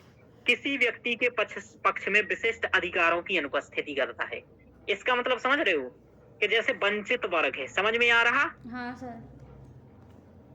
महिलाएं हैं, इनके लिए भी बोला कि समान व्यवहार करो, यानी कि लिए इन्हें तुम विशेष संरक्षण नहीं दे सकते हो। समझ में आ रहा? न विशेष अधिकार दे सकते हो। जैसे सांसदों के जो विशेष अधिकार हैं, तो उसकी भी ये बात करता है कि सांसदों को भी विशेष अधिकार नहीं होने चाहिए। समझ में आ रहा? हाँ सर। राष्ट्रपति को भी नहीं होने चाहिए। इस दृष्टि से ये नकारात्मक है। क्योंकि ये नकारात्मक इसलिए क्योंकि ये वंचित और महिलाओं इत्यादि के अधिकारों को भी संरक्षण नहीं, यानी कि साधारण कानून या साधारण कानूनी न्यायालय के तहत सभी व्यक्ति के लिए समान व्यवहार। कोई भी व्यक्ति कानून से ऊपर नहीं, ऐसा इसका मानना है। कानून से ऊपर कोई भी व्यक्ति नहीं होना चाहिए, चाहे वो कोई हो। तो ये तो सही है, लेकिन ये संरक्षण भी की बात आ जाती है कि पूर्णतः विशेष अधिकारों की अनुपस्थिति। ध्यान रखो। अब ये कानून के समान संरक्षण। कानून के समान संरक्षण का मतलब क्या हुआ, मैं आपको बताता हूँ। अब यहाँ मैं एक डायग्राम बना करके समझाता हूँ, तो आप लोग सब कुछ समझ जाओगे। डायग्राम ये है कि यहाँ खेल रहा है मैच। समझ में आ रहा? सुप्रिया तुम ध्यान दो, तुम्हारे लिए बता रहा हूँ। यहाँ क्रिकेट खेला जा रहा है, यहाँ ये बाउंड्री बनी हुई है। समझ में आ रहा है? अब यहाँ दो व्यक्ति आते हैं। एक व्यक्ति आता है जो कि इतना लंबा होता है, क्योंकि बाउंड्री इससे भी ऊंची है तो इसे भी दिखाई नहीं दे रहा है। समझ में आ रहा? सुप्रिया, ये व्यक्ति क्रिकेट नहीं देख पा रहा है क्योंकि बाउंड्री इससे ऊंची है। एक व्यक्ति इतना छोटा है, ये भी नहीं देख पा रहा है क्योंकि बाउंड्री इसके लिए भी ऊंची है। अब आता है राज्य। क्या आता है बोलो? राज्य। सरकार। सरकार सोचती है कि इनको मैच दिखाऊं मैं, जरूरी है मैच दिखाना। अब सरकार कहती है यदि सरकार कानून के समक्ष समता के अनुसार चले तो दोनों को कितनी कितनी ईंट दे दे? 3-3 ईंट दे दे। क्या दे दे? कितना ईंट दे दे बोलो? 3-3। हाँ, यदि इसको 3 ईंट दे दिया तो ये व्यक्ति कहाँ पहुंचेगा? यहाँ से लेकर के यहाँ पहुंच जाएगा, यानी कि आराम से मैच देख पाएगा। देख पाएगा कि नहीं देख पाएगा? हाँ सर। लेकिन इसे भी 3 ईंट दे दिया मान लो, और फिर भी ये खड़े होकर के यहाँ तक पहुंचा, तो इसको दिख रहा है क्या? नहीं सर। इसको नहीं दिख रहा है। लेकिन ईंटें तो दोनों को कितना कितना दी बोलो? 3-3 दी है। कितना दी है? 3-3। यानी कि दोनों को समान व्यवहार किया गया है। लेकिन समान करने के बाद भी एक व्यक्ति बाउंड्री के उस पार नहीं देख पा रहा है और एक व्यक्ति बाउंड्री के उस पार देख पा रहा है। तो ये कानून के समक्ष तो समता हुई, लेकिन ये कानून के समान संरक्षण नहीं हुआ। यानी कि एक कानून के समक्ष समता कुछ लोगों को, मतलब इससे जो अल्पसंख्यक है या जो छोटा व्यक्ति है, इसको तो न्याय मिल ही नहीं पाया। ये तो देख ही नहीं पाया। इसे 3 ईंट दो या ना दो, ये तो देख ही नहीं पा रहा है ना। समझ में आ रहा? उससे क्या मतलब है? उसके लिए तो जरूरत है 5-7 ईंट की। समझ में आ रहा? 7 ईंट दोगे तब वो खड़ा होकर के देख सकता है। जैसे 3 ईंट का तो कोई मतलब ही नहीं है। समझ में आ रहा? जैसे मैं आपको बताऊं, राज्य क्या करे कि एक IIT करने के लिए क्या करे कि सभी को पैसे दे, ठीक है? और पैसा दे 1-1 लाख और फीस लगती हो 10-10 लाख। समझ में आ रहा? तो जिसके पास 9 लाख थे वो तो उसको फायदा है कि 1 लाख मिल गया, एडमिशन करवा लेगा, ठीक है। लेकिन जिसको तुमने 1 लाख दे दिए वो करवा पाएगा क्या? नहीं करवा पाएगा। तो कुल मिलाकर के ये ठीक नहीं था। तो कानून के समान संरक्षण में क्या किया गया, अमेरिका में क्या किया जाता है कि इसको यदि 3 ईंट की जरूरत है तो इसको 3 ईंट दे दो, और इसको यदि 5 ईंट की जरूरत है तो इसे 5 दे दो, और दोनों को बराबरी पर खड़ा कर दो। समझ में आ रहा? जिससे कि दोनों मैच देख पाए, यानी कि जिसकी जैसी स्थिति उसको वैसा सहयोग करेंगे हम। समझ में आ रहा? तो हुआ कानून के समान संरक्षण, यानी कि सभी को बराबर संरक्षण दो। समझ में आ रहा? और वो हुआ कानून के समक्ष समानता, यानी कि सबसे समान व्यवहार करो। रोशनी जी समझ में आ गया? हाँ सर। हाँ, उदाहरण समझ में आ गया? जी सर। हाँ सर। चलिए आगे चलते। तो यानी कि कानून द्वारा प्रदत्त विशेष अधिकारों और अध्यारोपित दायित्व दोनों में समान परिस्थितियों के अंतर्गत समान व्यवहार किया जाना है, ठीक है ना। समान कानून के अंतर्गत सभी व्यक्तियों के लिए समान नियम होंगे, बिना भेदभाव के समान के साथ समान व्यवहार किया जाना चाहिए, यानी कि समान के साथ समान व्यवहार होगा बिना भेदभाव के। यानी कि वंचित वर्ग है तो उसके साथ अलग करेंगे, ठीक है, और समान के साथ समान करेंगे, ये वाली बात है। अब देखो आगे, उच्चतम न्यायालय ने माना कि जहां समान और असमान लोगों के साथ अलग अलग व्यवहार किया जाता है वहां अनुच्छेद 14 लागू नहीं होता है, ठीक है।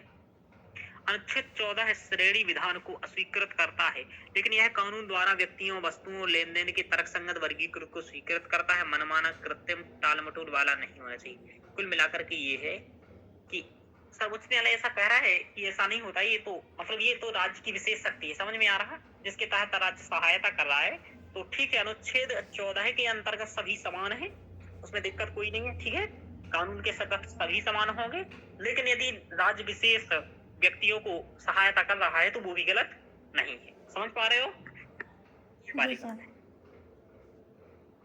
आगे बात आती है कि सभी व्यक्तियों और को ये अधिकार प्राप्त है, तो इसमें कोई दिक्कत है ही नहीं, भारतीयों को, विदेशियों को, तो पहले ही बता चुका हूं। अब इसमें एक बात न्यायालय ने कही कि जो ये अनुच्छेद 14 ये विधि के शासन की बात करता है। किसके बात की बात करता है? कानून के समक्ष समता की बात का मतलब समझ नहीं आ रहा है कि कानून का राज होगा। कानून के समक्ष समता का मतलब समझ पा रहे हो? राष्ट्रपति है ना, राष्ट्रपति, प्रधानमंत्री, कोई भी हो दुनिया का या कोई भी व्यक्ति हो, सभी कानून के समक्ष समान है, यानी कि विधि का शासन की बात करता है, कानून की बात करता है, ऐसा कहा। तब बात आता है कि विधि का शासन क्या है।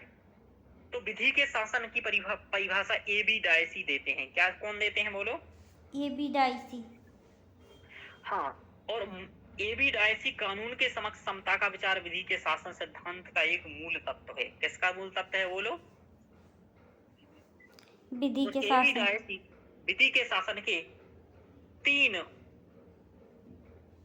तत्व बताते हैं। कितने तत्व बताते हैं? 3 तत्व बताते हैं कि विधि का शासन क्या होगा। तो विधि का शासन के 3 तत्व होंगे कि इच्छाधीन शक्तियों की अनुपस्थिति, की इच्छाधीन शक्तियां नहीं होनी चाहिए किसी के पास, यानी कि कानून द्वारा जो प्राप्त है ना वो ही रहे, कानून के अलावा इच्छाधीन शक्तियां किसी इसके पास नहीं होगी। समझ में आ रहा? जी सर। जिस भारतीय व्यवस्था पर ये लागू होता है, किसी के लिए इच्छाधीन शक्तियां नहीं है, कानून द्वारा प्राप्त है। जैसे कि यदि सांसदों के विशेष अधिकार की बात करें तो उन्हें भी 104 या 194 के तहत जो मिले हुए हैं वो विधि के अनुसार मिले हुए हैं, इच्छाधीन तो है नहीं उनकी। समझ में आ रहा? तो इच्छाधीन शक्तियों की अनुपस्थिति हो तो ये पहला वाला जो ए.बी. डायसी कहते हैं वो भारतीय व्यवस्था पर लागू होता है। दूसरा कहते हैं विधि के समक्ष सभी समान होना चाहिए, यानी कि विधि के समक्ष समता होनी चाहिए, तो ये भी भारतीय व्यवस्था में लागू है। लेकिन तीसरा जो ये कहते हैं कि वैयक्तिक अधिकारों की प्रमुखता होनी चाहिए, व्यक्ति के अधिकारों की प्रमुखता होनी चाहिए, ये भारतीय व्यवस्था पर लागू नहीं है, क्योंकि यहाँ संविधान वैयक्तिक अधिकारों का स्रोत है। मतलब देखो हम आपको बताएं उनका वह कहना क्या था इसको थोड़ा डिटेल्स कर रहा हूँ। उनका कहना ये था एबी डायसी का कि जो ये अधिकार है ना, ये तो नैसर्गिक है भैया, कब से प्राप्त है, समझ में आ रहा? जी ये संविधान से नहीं, ये तो कब से है भैया, सभी को बोलने का अधिकार कब से है, यानी कि ये तो भाई नैसर्गिक है। तो वैयक्तिक अधिकार प्रमुख है भाई, वो तो नैसर्गिक है। लेकिन भारत में तो ऐसा नहीं। भारत में अधिकार कहाँ से मिले हुए हैं? संविधान से। इसलिए ये भारतीय अधिकारों पर लागू नहीं होता है। तो इनके दो ये तत्व लागू होते हैं। अब देखो, विधि के शासन के बारे में मैंने पहले पढ़ा चुका हूँ, पढ़ाया है। हाँ सर। कहाँ? जब मैंने आपको 10 लेक्चर पढ़ाए थे ना, वहीं एक मैंने पढ़ाया था कि विधि के शासन क्या होता है, लोकतंत्र के घटक क्या होते हैं, समझ में आ रहा? वहीं मैंने ये बताया था। विधि के शासन का मतलब ये होता है कि कोई बात को नहीं होगा तो पहले ये भी डायसी का इंट्रोडक्शन लिख देना है कि विधि के शासन के संदर्भ में एबी डायसी ने विधि के शासन के 3 मूल घटकों की परिचर्चा की है, जिसमें से 2 घटक भारतीय संवैधानिक व्यवस्था में लागू होती है। समझ में आ रहा? उनको आप बताओ और आगे लिखो।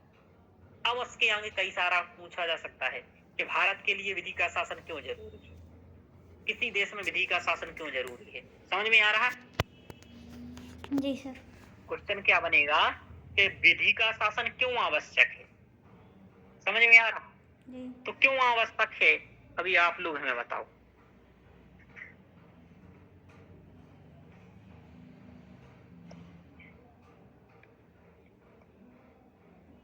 या विधि के शासन का महत्व बताओ।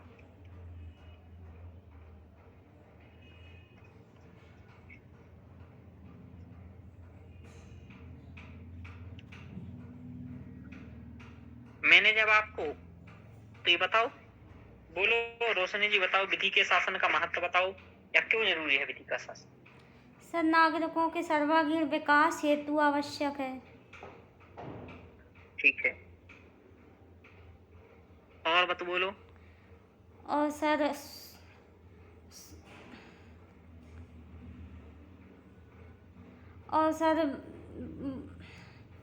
शासन द्वारा शोषण ना, उनका नागरिकों का शोषण ना हो सके।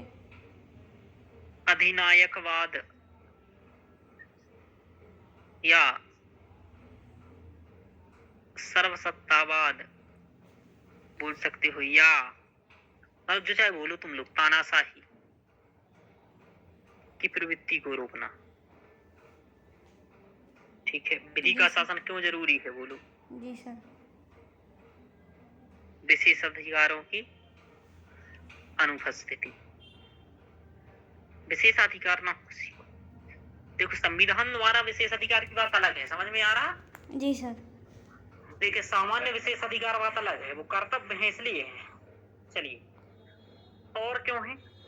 अल्पसंख्यकों सर, अल्पसंख्यकों का नहीं सर, अल्पसंख्यकों का सर विकास हो सके, उनकी भाषा का और सर संस्कृति का विकास हो सके, संस्कृति के विकास हेतु।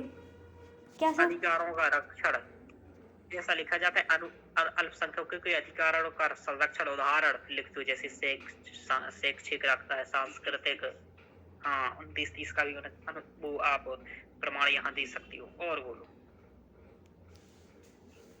और विधि के शासन का महत्व क्या है?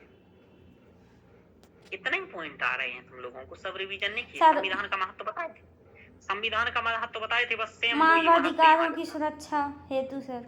करो यार, संविधान का महत्व क्या है? संविधान में क्या है बोलो? विधियां। विधि का शासन मतलब संविधान का शासन क्यों चाहिए? Very good. Separation of power, यानी शक्ति का स्पष्ट विभाजन नहीं होगा तो केंद्र राज्य लड़ पड़ेंगे। केजरीवाल जी भी डले हैं अंदर, पहले से ही डले होते हो। शक्ति पृथक्करण के सिद्धांत के लिए विधि का शासन। और क्या है बोलो, और सोचो। सर, मानवाधिकारों की सुरक्षा हेतु। वेरी गुड, ये तो सबसे पहला है। विधि का शासन का पहला सबसे महत्व क्या है पता है? मानवाधिकारों का मूल उद्देश्य इसका है मानवाधिकारों की रक्षा। क्योंकि यदि विधि का शासन नहीं होगा तो फिर किसका शासन होगा बोलो? लोगों का शासन। समझ में आ रहा?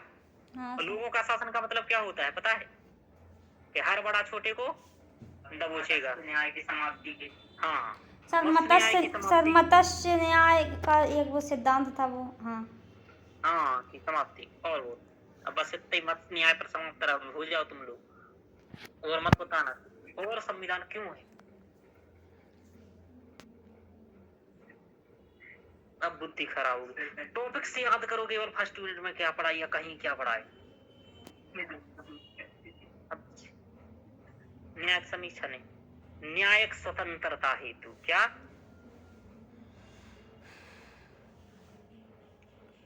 न्यायिक स्वतंत्रता। बोलो विधि का शासन नहीं होता तो ये बचने देते मोदी जी न्यायालय को? लिंग का समानता को बढ़ावा देने। और क्या है विधि का शासन? नहीं आ रहा सर अब। पॉइंट सोचो पहली यूनिट में क्या क्या पढ़ाए। संवैधानिक नैतिकता की स्थापना। संविधानवाद। संवैधानिक नैतिकता, संविधानवाद। अब एक चीज छोड़ रहे हो तुम लोग, अब सोचो कौन सो। मैंने कोई सर्वोच्चता बताई है कभी जीवन? संवैधानिक सर्वोच्च। हाँ विधि का शासन मतलब संवैधानिक सर्वोच्चता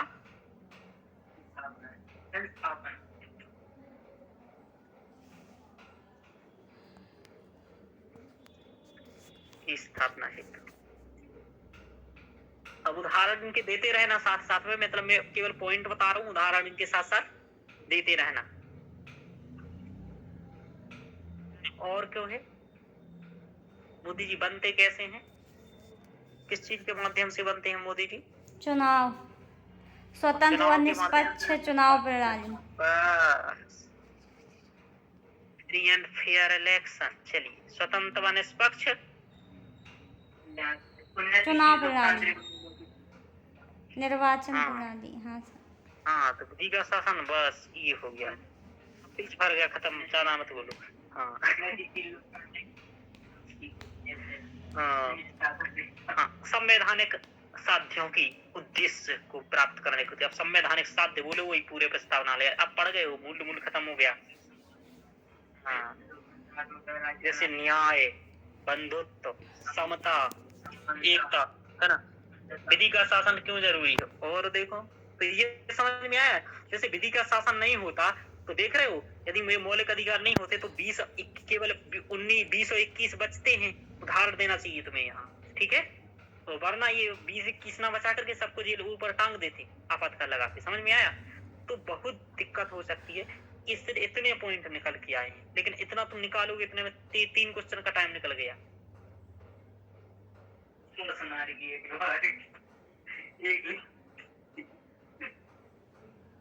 बहुत मुश्किल है भैया अभी लिखना। तुम लोग सोच नहीं पा रहे हो पूरा सब कुछ। टॉपिक से ही टॉपिक सोचो केवल, और कुछ नहीं।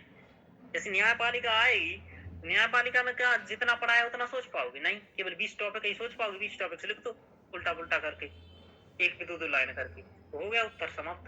अब हाँ, अंदर का तो हमें भी पता नहीं, अंदर बस ऊपर का जो पता है। हाँ अब उसने कहा ऑनलाइन के लिए क्या हो रहा है, fast track court, online justice delivery. अब अंदर का थोड़ी ना आना है यार।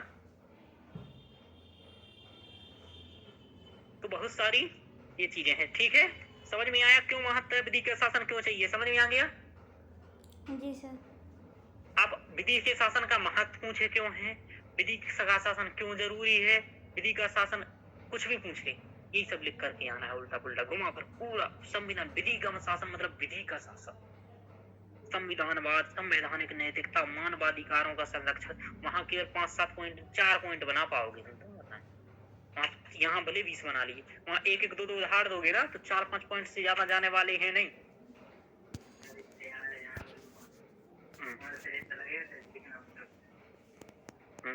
वहां याद नहीं आएगा, चिंता मत करो, क्योंकि यही नहीं आ रहा है तो वहां कैसे आए। चलो समझ में आ गया? अब देखो तो विधि के समक्ष विधि का शासन समझ में आ गया। ये विधि के शासन हमने एक टॉपिक से लिखा था कि विधि का शासन क्या होता है ना।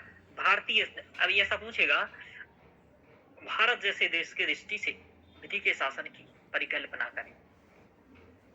समझ में आ रहा? यदि विधि का शासन नहीं होता तो चुनावी बॉन्ड वाला हो रहा, स्वतंत्र निष्पक्ष चुनाव वाला हो रहा, तो ये सब हाँ क्यों हो रहा है ऐसा? तो बहुत सारी दिक्कतें हैं विधि का शासन नहीं होता तो। चलो अब देखो इस समता के कुछ अपवाद हैं। क्या है? समानता के कुछ अपवाद हैं, जैसे कि अनुच्छेद 361 में भारत के राष्ट्रपति और उपराज्यपालों को कुछ उन्मुक्तियां प्रदान की गई हैं कि जब ये राष्ट्रपति हो तो इन्हें, है ना, मामलों में आपराधिक मामला ऐसा मामला हो तो इन्हें अंदर नहीं लिया जाएगा, है ना, ऐसा कुछ। 105 ऐसे ही राज्यपाल के लिए हैं। ऐसे ही अनुच्छेद 361 का में कोई भी व्यक्ति संसद या राज्य विधानमंडल की किसी भी कार्यवाही की सच्ची रिपोर्ट की समाचार रिपोर्टों में प्रकाशन के संबंध में किसी भी न्यायालय में किसी भी सिविल या आपराधिक कार्यवाही के लिए उत्तरदायी नहीं है। यानी कि संसद में यदि कोई कुछ बोलता है और फालतू का कोई लिख देता है तो वो ऐसा नहीं कि उसको जेल में भेज दो। समझ में आ रहा है? ये वाली बात। संसद सदस्यों के कुछ संसदीय विशेषाधिकार है अनुच्छेद 105। ऐसे ही राज्य विधानमंडल के लिए अनुच्छेद 194 के तहत कुछ विशेषाधिकार है, शक्तियां हैं, वो है। ऐसे अनुच्छेद 31 गा के तहत उच्चतम न्यायालय का कहना है कि जहां अनुच्छेद 31 गा प्रभावी होता है वहां अनुच्छेद 14 निष्प्रभावी हो जाता है। इसमें प्रावधान है कि अनुच्छेद 39 खंड खा और गा में निहित नीति निर्देशक तत्वों को लागू करने के लिए राज्य द्वारा बनाए गए कानून को इस आधार पर चुनौती नहीं दी जा सकेगी कि अनुच्छेद 14 का वो उल्लंघन कर रहे हैं। समझ में आ रहा? कुल मिलाकर के ये कि कुछ विशेष अधिकारों को यदि हमें करना होगा, सभी का न्याय करना होगा, सामाजिक न्याय करना होगा, समझ में आ रहा, तो अनुच्छेद 14 का उल्लंघन हो गई, हो लगा कि नहीं होगा? क्यों? क्योंकि यहाँ समस्त सभी के लिए समानता की बात है। समझ में आ रहा? लेकिन वो क्या करेगा? असमान के लिए असमान काम करेगा।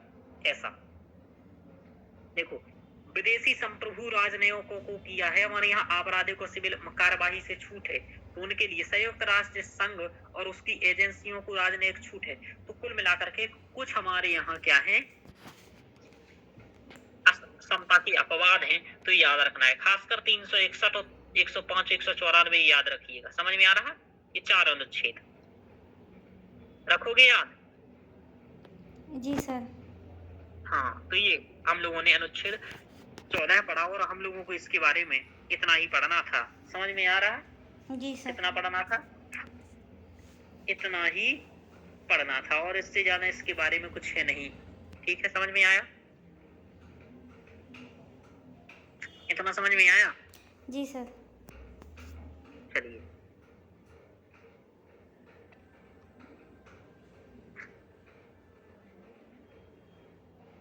तो आगे चला जाए आगे। जी हाँ, अब हम लोग अनुच्छेद 15 और पढ़ लेते हैं, फिर इसके आगे कल पढ़ेंगे। तो 15 और पढ़ लेते हैं। 15 ये कह रहा है, देखो इसमें पढ़ो। 15 अनुच्छेद 15 क्या कर रहा है, सुन रही हो सुप्रिया? 14 समझ में आ गया? हाँ सर। हाँ, केवल हाँ ही कहते रहना आप। अनुच्छेद 51 15 में क्या कहा गया? 51 कह रहा हूँ। अनुच्छेद 15 में ये कहा गया है कि राज्य किसी भी नागरिक के साथ केवल, देखो केवल शब्द लिखा है, धर्म, एक शब्द क्रम से याद होना चाहिए। धर्म, मूल वंश, जाति, लिंग और जन्म स्थान, यानी कि कोई कहाँ पैदा हुआ है, ये वाली बात, लिंग के आधार पर। यानी कि पहला है धर्म और मूल वंश, तीसरा है जाति और चौथा है लिंग और पांचवा है जन्म स्थान। इन पांचों के आधार पर भेद नहीं करेगा, यानी कि विभेद नहीं करेगा। हाँ, इनके अलावा आधारों पर भेद कर सकता है, यानी कि इन 5 आधारों पर भेद नहीं करेगा। ठीक है?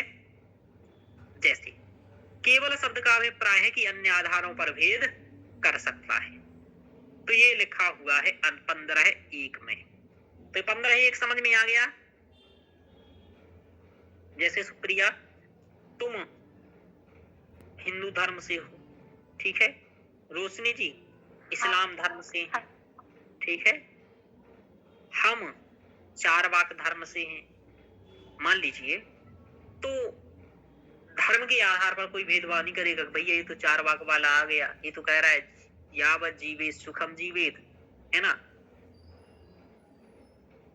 और आप जानते ही हो, आगे श्लोक आपको मालूम ही है ना। चलिए आगे चलते हैं हम लोग। चूंकि मैं संस्कृत नहीं पढ़ा रहा हूँ इसलिए श्लोक वगैरह नहीं बोल रहा हूँ, आगे चलते हैं। तो ये हम लोगों ने देख लिया कि केवल धर्म, मूल वंश, जाति, लिंग या जन्म स्थान के आधार पर भेद नहीं करेगा। आगे देखते हैं 15(2) में यह लिखा हुआ है कि यह सत्ताधार राज्य और निजी व्यक्तियों दोनों द्वारा विभेद पर रोक लगाता है, यानी कि ना राज्य भेद करेगा ना ही निजी व्यक्ति भेद करेगा। किसके आधार पर? ना आधारों पर। जबकि पूर्व प्रावधान केवल राज्य द्वारा विभेद पर रोक लगाता है। ठीक है, पूर्व प्रावधान पहले ऐसा था लेकिन बाद में ये कर दिया गया है। ठीक है, ये अभी आगे बताएंगे आपको कब क्या किया गया है। अनुच्छेद 15(3) और 15(4) में देश में आरक्षण प्रणाली की आधारशिला है, यानी कि इसमें आधार आरक्षण इत्यादि के बारे में किया गया है प्रावधान। अब देखो, अब यही आरक्षण का मामला आ जाता है, तो अभी मैं आपको और बताता हूँ। 15(3)(4), ठीक है, 1 मिनट रुकिएगा, 15(3)(4) और बता दूं क्या है। 15(3) ये है कि महिलाओं एवं बच्चों के लिए सकारात्मक कार्रवाई का प्रावधान करता है कि राज्य सामाजिक समानता की स्थापना के लिए तर्कपूर्ण भेद कर सकता है, यानी कि बच्चों के उत्थान के लिए, महिला के उत्थान के लिए भेदभाव कर सकता है। समझ में आ रहा? ये हुआ 15(3) में। 15(4) में देख लो, राज्य सामाजिक या शैक्षिक दृष्टि से पिछड़े हुए लोगों के लिए उन्नति के लिए या अनुसूचित जाति और जनजाति इत्यादि की उन्नति के लिए विशेष प्रावधान कर सकता है। तो समझ में आया इतना बात? जी रोशनी सर। जी, हाँ सर, आया समझ में। 15(1), 15(2), 15(3) और 15(4). हाँ सर। 15(3) में महिला बच्चे, 15(4) में है ना सामाजिक शैक्षणिक पिछड़े वर्गों के लिए। सामाजिक, हाँ, सामाजिक शैक्षणिक रूप से पिछड़े वर्ग हैं जो, जैसे ST SC इत्यादि, अनुसूचित जाति, हाँ, अनुसूचित जनजाति, हाँ, हाँ, पिछड़े 15(2), वर्ग और SC ST।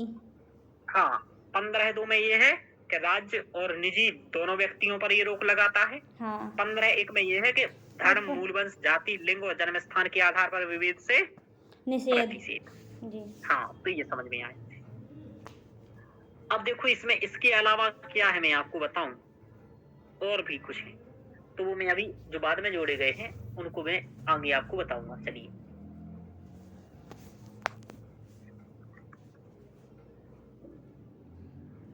अब यहाँ आया विभेद से प्रतिषेध के इस सामान्य नियम के कुछ अपवाद हैं। कितने? 4 अपवाद हैं, यानी कि जो कह रहा है ना कि विभेद से प्रतिषेध यानी कि भेद नहीं किया जाएगा, लेकिन कुछ अपवाद हैं। जैसे राज्यों को महिलाओं और बच्चों के लिए विशेष प्रावधान करने की अनुमति है।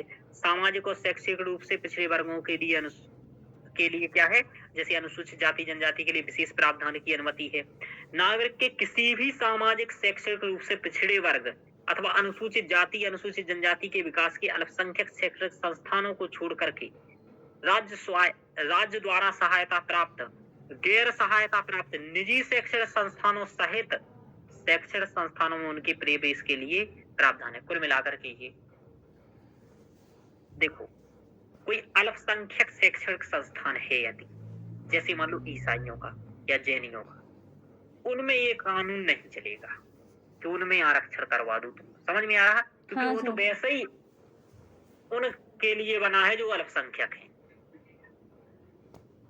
और फिर यदि उन्हीं के में तुम आरक्षण कर दोगे तो फिर तो सब खत्म हो जाएगा। तो पहली बात तो ये कि तुम अल्पसंख्यक शैक्षणिक संस्थानों में नहीं करोगे। दूसरा ये कि तो क्या सर निजी शैक्षणिक संस्थानों में आरक्षण लागू होता है? जी हाँ, निजी शैक्षणिक संस्थानों में जैसे IIT IIM वाले हैं ना, इनमें सर तो राज्य द्वारा कुछ वित्त पोषित होंगे वो, थोड़ा हाँ, बहुत, राज्य द्वारा कुछ उन्हें मात्रा सहायता में। दी जाती है। और राज्य द्वारा सहायता की बात नहीं है, बात यह है कि राज्य द्वारा अनुमति तो तुम्हें दी जा रही है। समझ में आ रहा? हाँ सर। बात ये हो जाती है, तुम राज्य द्वारा में रह रहे हो, राज्य को कर दे रहे हो, राज्य द्वारा तुम बिना राज्य की अनुमति से थोड़ी ना खोल लोगे। हाँ सर। हाँ, तो बात ये आ जाती है दिक्कत। ठीक है, अब देखो ये है, तो ये समझ में आया तो यानी कि सरकारी और निजी दोनों शैक्षणिक संस्थानों में अनुसूचित जाति और जनजाति से संबंधित आरक्षण का प्रावधान है। अब आपको यानी ये आरक्षण का प्रावधान कर सकता है राज्य। अब बात सुनो, बात यह है कि ये सब शुरुआत से लागू नहीं था जब संविधान आया, ये सब बहुत सारे वाद आए और उन वादों के बाद ही आया, यानी कि कई सारे केस किए गए जिस पर विचार किया न्यायालय ने, उसके बाद ये सभी चीजें आया। अभी कुछ में देर बाद में ये केस एक दो लिखा दूंगा तुम लोगों को, समझ में आ रहा?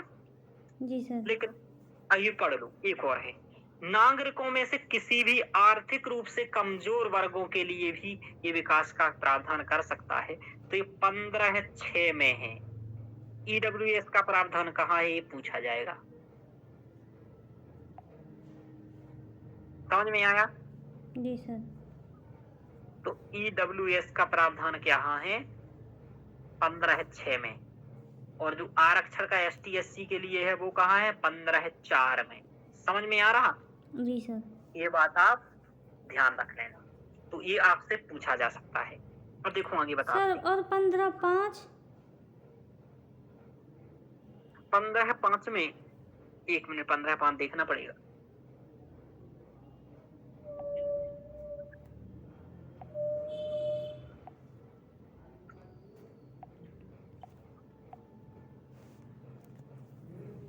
पंद्रह 3 4 5 में देखो, 5 में ये है, इस अनुच्छेद या 19 खंड 19 की कोई बात राज्य को सामाजिक और शैक्षिक रूप से पिछड़े हुए नागरिकों के किन्हीं वर्गों की उन्नति के लिए अथवा अनुसूचित जातियों और अनुसूचित जनजातियों के लिए विधि द्वारा कोई विशेष उपबंध करने से निवारित नहीं करेगी। जहां तक ऐसे उपबंध अनुच्छेद 30 के खंड 1 के निर्दिष्ट अल्पसंख्यक शिक्षा संस्थानों से भिन्न शिक्षा संस्थाओं में जिनके अंतर्गत निजी शिक्षा संस्थान भी शामिल हैं, चाहे वे राज्य से सहायता प्राप्त हो या नहीं हो। कुल मिलाकर के ये कह रहा है कि जो एसटी एसटी की उन्नति है ना, सामाजिक और आर्थिक रूप से पिछड़े वर्ग हैं, जी सर। उनकी उन्नति से संबंधित जो मामला है, हाँ उसके बारे में या अनुच्छेद 19 की कोई बात भी यदि होती है, जी। ठीक है, जी। तो वो अनुच्छेद 19 की बात इस पर लागू नहीं होगी और ऐसा हम कर सकेंगे। समझ में आ रहा? अच्छा जी सर। यानी कि अनुच्छेद 19 के तहत आरक्षण इत्यादि का प्रावधान कर सकेंगे। कुल मिलाकर के ये कि अनुच्छेद ये जो 5 है ना, 14(5), यह भी इसी से संबंधित आरक्षण व्यवस्था से संबंधित है। समझ में आ रहा? चलिए, जी सर। और स्पष्ट देखना हो तो 1 मिनट रुकिए, मैं भैया नेट में।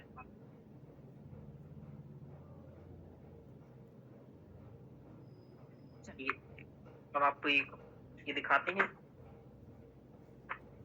देख लीजिए क्योंकि इम्पोर्टेंट है।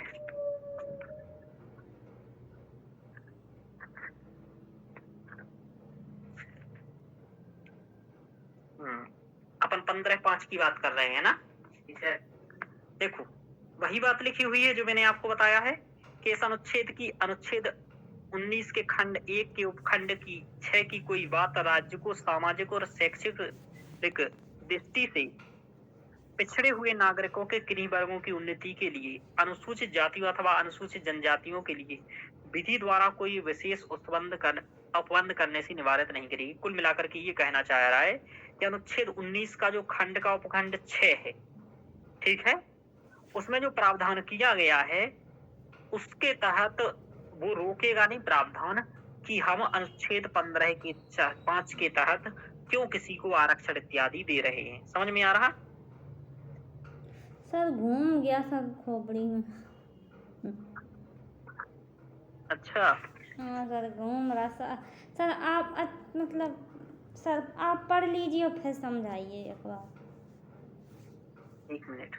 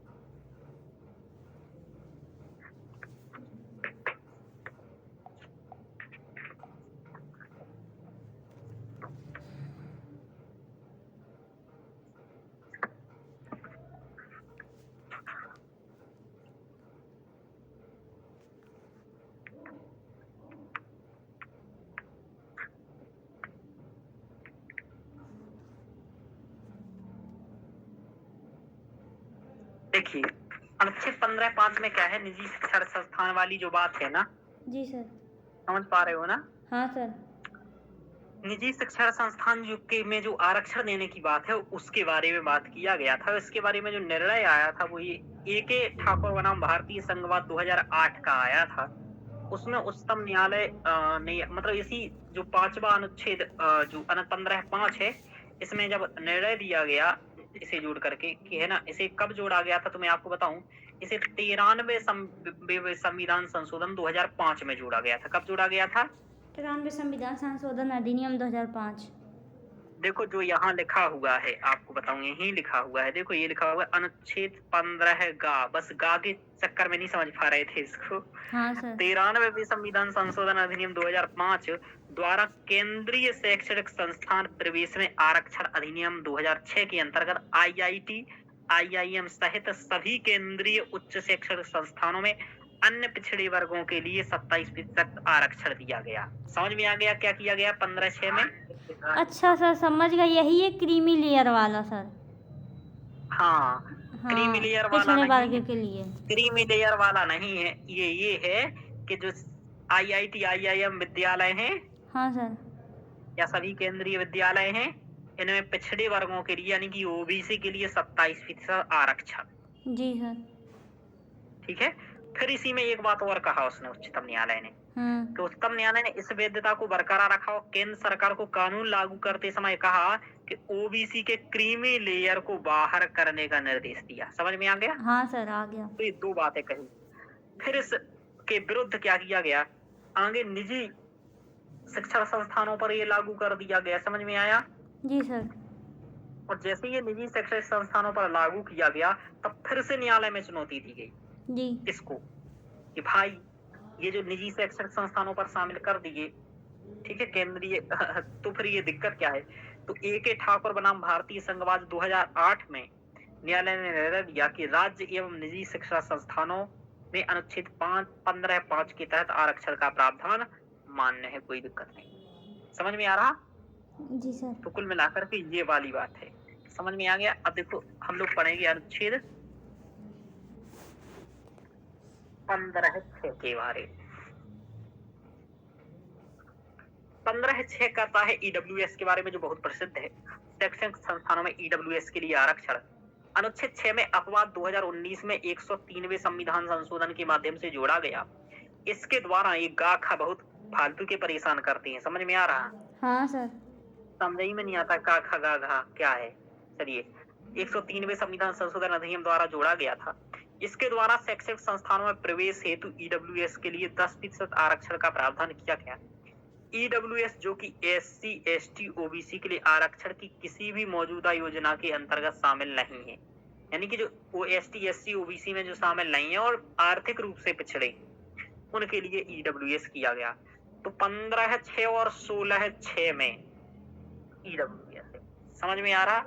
हाँ सर। एक बात और ध्यान रखो, यहाँ केवल शिक्षा संस्थानों से संबंधित आरक्षण है, वहां नौकरी से संबंधित आरक्षण की बात है, नियोजन। समझ में आ रहा? समझ में आया रोशनी? हाँ सर। हाँ, तो ये वाली बात है।